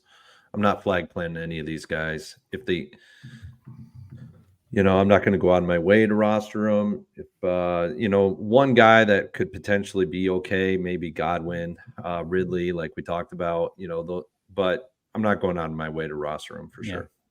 I feel like, I'm looking at Olave and everybody loves Olave and I love Olave too. But when there's DJ Moore right there for like 100 more or a couple hundred more, and you can get up to, Jamar Chase or, even Devontae and Justin Jefferson. I just think, Olave for me is just less sexy than these other names in that matchup. And I'm just trying to pay up for those other guys. Ridley, I'm worried about Lawrence's arm. I am not fully convinced that he can complete a pass or that he could throw passes with accuracy. I could be fully wrong on that because it's been 2 weeks since we saw him last, but that's what I saw. Before he got hurt in that game, he could not complete a pass. Like his arm, he was hurt, and players will push themselves to play in week 18, even if they're not ready. So I'm really worried about that scenario. Yeah. Garrett Wilson is a no. Thielen is a no. BobbyWow, I don't know. You've been a DeAndre Hopkins guy most of the season. I haven't. I'm selective, and I've missed one of DeAndre's. I was on his big one, The incentives are legit. It's like $1.5 million, I think, with some very reasonable numbers. But look, it's Ryan Tannehill. I'm not going there. I think there's other spots to get cute. Yeah. I do think Lockett is intriguing again. I've been waiting for his breakout. It has not come yet, but it's coming. Maybe I'll be waiting until 2024 at this point. But this is a spot to do it, man. Could see 10 targets in this game. Really, really reasonably priced. I think he's very intriguing. Yeah, I totally agree. Lockett, okay. And Lockett also, the style of defense that Arizona plays, they do actually, they do tend to shut down the deep threat, which leaves kind of that role across the middle that Lockett plays a little more attractive anyway. So they're trying to limit big plays. Lockett is in the middle of the field a lot for what he does, those slants. And I agree. Lockett was the only guy in this whole zone where I was like, okay, I don't mind Lockett. And then of course, like I said, we don't really know what the health situation is of some of these Packers guys yet. I would have probably liked Jaden Reed if I thought he was going to play, but I kind of don't think he's going to play. Yeah, if you're going to play a Packers wide receiver, man, Christian Watson is the play this week. Yeah, now that Watson is in, I mean, yes. Right? If he's not for sure in, but he's practicing, so I think he's going to play. So wide receiver it's funny because it's so top heavy, but I'm having a hard time finding a lot of players in the cheaper zone, and you're seeing it. Like we just basically jumped from 6K down to 5,600 and found like one player that we're kind of interested in, right? So let's go from down below Lockett here. So we got Terry McLaurin, Jacoby Myers, Jordan Addison, Brandon Cooks, Jerry Jeudy, meh, right? Drake London, meh. Jackson Smith and Jigba, all right. Watson, Shaheed, Dortch. This is, no one. This is an area where we need to find names. Nothing's jumping off the page, or just one or two spots. So let's talk about this next zone of like salary level here at wide receiver. And I don't know why this thing updates on screen and does that, but I got to figure out. It's jumping around with every update. It's kind of making me nuts. Bobby, wow, you already said Christian Watson. Is this the name here? Is this the guy that we're really looking at the most? These are all deeper tournament guys to me. Even Christian Watson. I think he's got legitimate upside at this price. Demario Douglas is interesting. I know it's the Jets, but that guy's going to get his targets. Bill Belichick is going to find a way to win, and I think he needs to be involved if the Patriots are going to win. He's intriguing. And, we talked about some of the Cardinals guys as well. Greg Dortch is in play in this matchup. Michael Wilson has been bad since he's returned, but he's got some upside too. So, again, mix and match down here. I'm not planting a flag on anybody. No one's popping for you. What about Burns? What do you think about Jordan Addison? Everybody playing Justin Jefferson. That first week that Jefferson came back, it was Addison who just popped up, not on a lot of targets, only got 6, but ended up scoring 28 plus or something like that in that one game. Yeah, and like last week, it was KJ Osborne, right? I mean, he was the guy that you had to have from that Minnesota game. I mean, he was even in the winning Millie Maker lineup. He was $3,900. Yeah, Addison's a great pivot off of Justin Jefferson.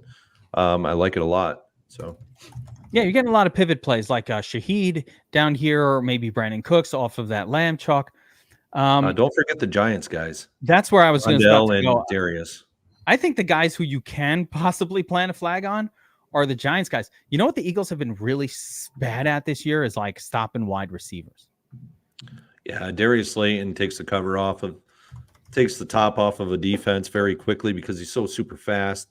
Same way with Wan'Dale Robinson. I mean, he's a Swiss Army knife type of guy. Like he's a gadget guy all around. He's super fast. They just like those types of guys in this offense. And Ty God, I mean, he slings it. So he's going to get it to these guys, especially against the Philly Eagles defense. Yeah, I think that's where you want to go. Wan'Dale as well. All of the Giants wide receivers just look better with a more competent quarterback than what they've had for most of the year. So I like, it's crazy it is to say Tyrod's been there the whole time, and like, where was he? Why'd they play DeVito? I think Tyrod got hurt, and he got hurt, and they gave DeVito the shot after he got hurt, and he won a couple of games. And then Dayball was like, yeah, we'll just stick with him. He's winning a couple of games. We'll ride it till he dies. And he basically died. And It was fun with DeVito and the whole Tommy Cutlets thing. I told you he did a great commercial with his mom for Rayo's pasta sauce. They lived a mile away from the stadium. Yeah, it was a great story. And then, you had Aaron Judge buying his meal at a restaurant in New York City that he's probably never been to in his entire life. But now that he's Tommy Cutlets, he actually got, a little bit of love. Yeah, it was a feel-good story, but it's gone. Bo Melton, big game last week. Were you guys on that in that showdown? I saw him on the. I feel like that was a showdown. Yeah, it probably was. All right, so shifting down to this next zone here, and I think the best. I think the best of that zone, aside from the Addison sort of pivot, are the Giants guys. Like that's where you're looking to pay down this week. At least for me, I think kind of that makes the most sense for these pay downs. But anything down here in the 4K or less range, and again, we're so late in the season, it is difficult. Is Palmer on the slate? Joshua Palmer? Yeah, where the hell is Josh? Yeah, Palmer? He's there. Is my eye not? He's at 4,900. Oh, he's just more expensive than I thought. Yeah, he's at 4,900. Yeah.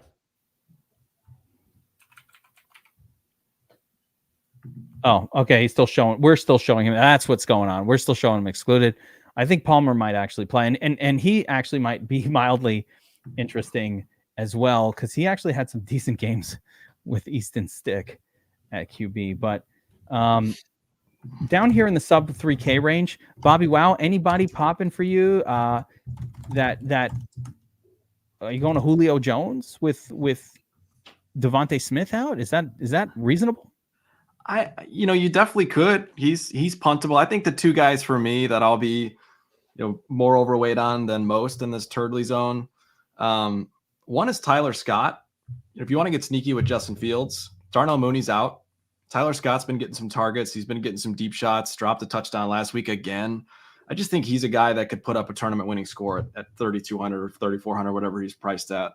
So I'm intrigued by him. The other guy is Josh Reynolds. Again, because I'm going to have some Goff stacks. He's a big body that could score a touchdown. They're already down Jamison Williams. He's been playing 70% of the snaps anyway.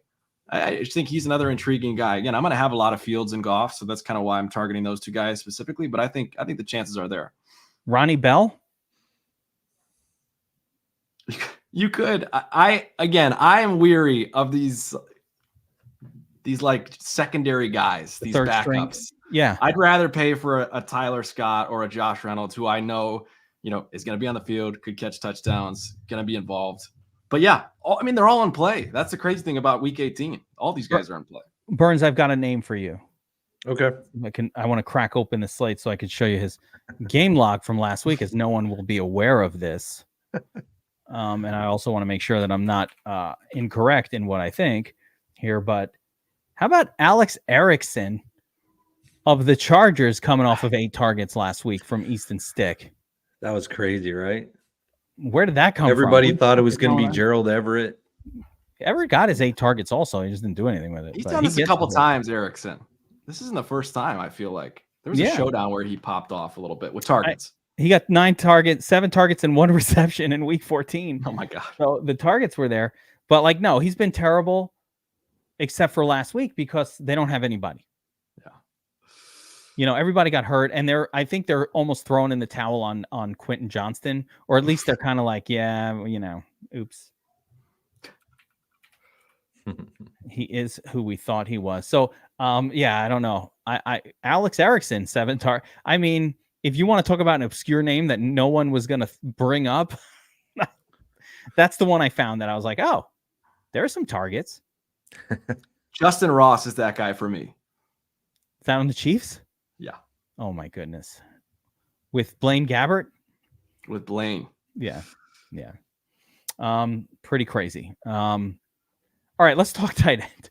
So, but by the way, just the macro overview of wide receiver is you're going to want to pay down at running back because you're going to want to pay up at wide receiver. I think you need to have 2 guys over 7K at wide receiver in your lineup this week. Probably. DJ Moore, one other expensive guy, super cheap guy. Mid to low salary running backs, and then you get it done at the tight end position, little Johnny Munt action. Man, the balanced build might be the way to go. Man, balanced running back, DJ Moore, Tyler Lockett in there, and a little Christian Watson to get funky. Could get I forgot about Watson. That's right. Or Christian Watson being one of the cheapies that make it work, though. Him or Wandale, like you need one of those kind of guys. Yeah. All right. Tight end position. Let's go back to the domination station and get this sorted by first we'll look at salary, then we'll give it a little ownership sort. But Burns, tight end, you're the tight end whisperer. You mentioned Trey McBride. Is he the top dog this week? Is this the guy that you're and is it worth sort of paying up for him? Yeah, he's the top guy for me this week. I just think him and Kyler have a really good rapport together. I'll have a lot of him this week. I also like Jake Ferguson. Washington's just a very okay defense. Even though the DVP here shows a 6, they can be beat by the tight end. I really like Tucker Kraft this week with the Green Bay Packers at $3,700. I mean, the guy, he does get targets. He does pretty decent with the targets. He's extremely low owned. Not many people will have him in the lineups. Guy I liked earlier in the week, but I'm not sure with this Q tag is Juwan Johnson coming off of a big week the prior week. Not really sure if he's going to actually play or not. That Q tag's a little concerning, but if he does play, he's actually in a viable spot as well. And then liking Ty God this week, also fire up Darren Waller as well. Yes. Yeah, interesting stack with Waller and Ty God for sure. BobbyWow, how about you? What is your take on the tight end position for the main slate? I think I'm probably in a similar boat. I'm shell shocked seeing Johnny Munt's numbers right now, so I'm just trying to get my head around that. You heard me mention Johnny Munt, and you're like, wait, do I need to pay attention to Munt? You and DFS up north relentlessly ripping me for years. I need an Abuju Bush, whatever that thing's called, after hearing his name. For years, ripping me on Johnny Munt, and last week smashed the slate, broke it open. Did he? I didn't see that shoot. Yeah, I think Noah Gray is a better option than Johnny Munt, but I am probably not going down to those two guys. Cole Kmet, if he plays, looks like he's going to play. He's an interesting always an intriguing value stack piece with Justin Fields. He's only 4,500 this week. I wanted to ask you guys: is Taysom Hill in play if Juwan Johnson is out? The name that needs to be out that helps Taysom the most is Alvin Kamara. He caught a touchdown last week, didn't he? Tay. Yeah, if he's and if out, they're both out, him and Juwan are both out. Wow, yeah, Taysom Hill. Yeah, I mean, I don't know if I'm going there with Taysom Hill, but that's who helps him the most. If the running back is out and they feel like they need to bring in Taysom Hill as a running back frequently, that changes the game. And then they start running just plays with Taysom, and it gets out of control, and that's when he has his best game. But yeah, Johnny Munt at 3K.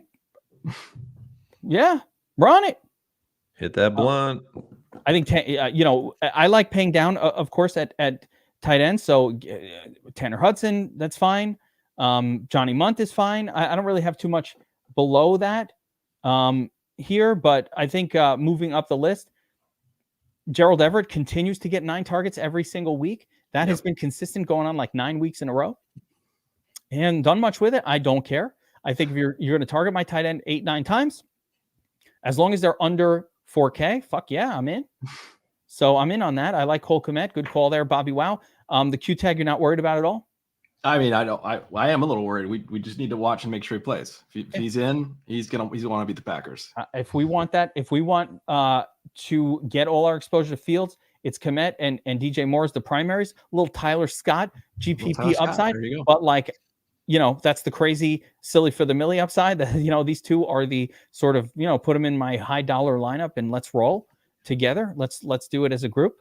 Don't sleep on Sam Laporta, especially if you're playing Goff or Mullins. Sammy Laporta this could be the breakout week for him. Yeah, and one more, don't forget, is Dallas Goedert. Yeah. Don't forget him. Yeah, with no Devontae Smith, Dallas Goedert certainly in play. Guys, on defense this week, I'm going to give a little ownership sort, but it just makes sense to play the defenses against the backup QBs as much as possible. Burns, which is your favorite? Oh, man. I think probably one of my favorites, I'll go right back to it, is I was at them last week, Vegas. I'm going to go right back to them. I think Raiders. Yep. Vegas Raiders, maybe one of my favorites. But I think one that is probably, it's going to be high owned. It's going to be 10+% owned by the time we get to the main slate, is probably the New England Patriots. I'll be going to them a lot this week as well. Got to pay to play with the Patriots. Yeah, but you can get to them if you're doing middling salary across the entire lineup. You can get to them, or if you do a little bit lower salaried running backs or wide receivers, you can still get to them. Yeah, I mean, wouldn't you just play the Dallas at that point, or Dallas better at home than on the road? Yeah, you can, but if I could get that ownership, if I can get a little bit of ownership away from Dallas, then I'd go right to the New England Patriots. But my favorite pay down spot is the Giants this week. I think that's an interesting one. All right, that's that little nugget at the end that I like to hear. Little Giants action. The Eagles have just been less good than everybody thinks this year. All the Cowboys score on their first 4 possessions. Jalen Hurts, AJ Brown sit out. Yeah, there's something there. There's that too. And as Gamblestein and some others in the chat, I love the name here, Gamblestein, but I love that. But as some others in the chat are saying, and we talked about earlier, there's a little bit of risk of, Dallas just destroying the Commanders and Eagles after halftime being like, all right, you know what? Let's take it easy. Bobby Wow, before we go, any defenses that pop for you that Burns didn't mention? Broncos and Chargers for me are the pay downs. I just think anytime you get defenses against backup QBs and backup offensive players, I know they're all backups, but give me the defense. Yeah, the Chargers one, it's like, man, they've been so bad all year, but who cares? It's all noise on defense for the most part anyway. Play guys against these bad teams. Guys, remember to hit up the subscribe button on the DFS Army channel here. I'm also going to recommend that you guys go and check out Sharp App. I know I didn't talk much about Sharp App, but the Sharp team has been killing it. The Proptimizer is just a killer tool for betting on props, and also for your DFS games like Prize Picks and Sleeper and anything like that or the DraftKings Pick'em, anything like that. And the Proptimizer tool just keeps getting leveled up and leveled up. Of course, you got John, Statsational, Leslie, and all the Sharp bettors over there sharing all their bets, teaching how they use these tools. Bobby Wow, I know you're a big fan of the Sharp app. And I'll tell you what I do, Bobby Wow, and this is what you should do too. I just open it up. I try to get there as soon as I wake up in the morning, I get to the Sharp report. What's the Sharp side and then the true Sharps, especially the mega Sharps. And I just bet those things in the morning. And it has been wildly successful. We track it for years. It's up 180 units over the last 18 months or something crazy. So I like following systems that work when I bet, and that's a little bit of what we have going on at Sharp. Promo code DFSA 20% off of your Sharp app subscription. That's and of so course, good. Yeah, last game of the regular season. I will be back for those of you who subscribe to DFS Army. I will be back tomorrow with the Players Club. We're going to focus on the main slate, on the Sunday slate, on Saturday Players Club. So that'll be around noonish. And then after that, I might do a separate stream where we talk a little bit more. I don't know if I have more to say about the 2-game slate, but if I did, I will add that in somewhere or another. But I don't think I have any more to add to the 2-game slate, to be honest. It's a pretty straightforward slate. Then you get a little Vama Boosh in there, though, if you get to do that 2-gamer. I'll do an Amuse Bouche in between. Get a little limoncello or something. Woo! Usually a good amuse bouche is like an ices. And in an Italian place, they'll give you a little, like a homemade, a little raspberry ices. Clean the palate. Sounds Actually, good, that's man. a palate cleanser. And I could eat 1,000 of those things. No, you can't though. The moose bouche very small. Sometimes it's like I know. I just it's like a little cracker and there's like looking some at stuff on those it. puppies. Yeah. It's like you're like, wait, I wanted more. They're like, you want more. And they come out with another course. Yes. Gotta go for the 7-course meal. Little courses. Little courses. All right, that's gonna do it for that's gonna do it for this one, guys. Last tournament tactics of the regular season. We appreciate everybody that's been with us all year long, having fun. I bearing with us when we get a little stupid and silly and do some laughs and stuff like that. We try to not take DFS overly. At least I do. I like to take DFS. I think we're gambling, and I like to make it fun. If that bothers you, there's other shows. They're very serious people. You can go find those. But if you enjoy this kind of content, we try to keep it fun. We try to keep it light, and hopefully everybody helps your game and helps our hobby that we all love. We all love playing, and hopefully you won some tournaments this year or won some games or had a lot of fun playing DFS all season long. We'll be back all throughout the playoffs, so make sure to stick around. And of course, we will see everybody next time. Good luck this weekend.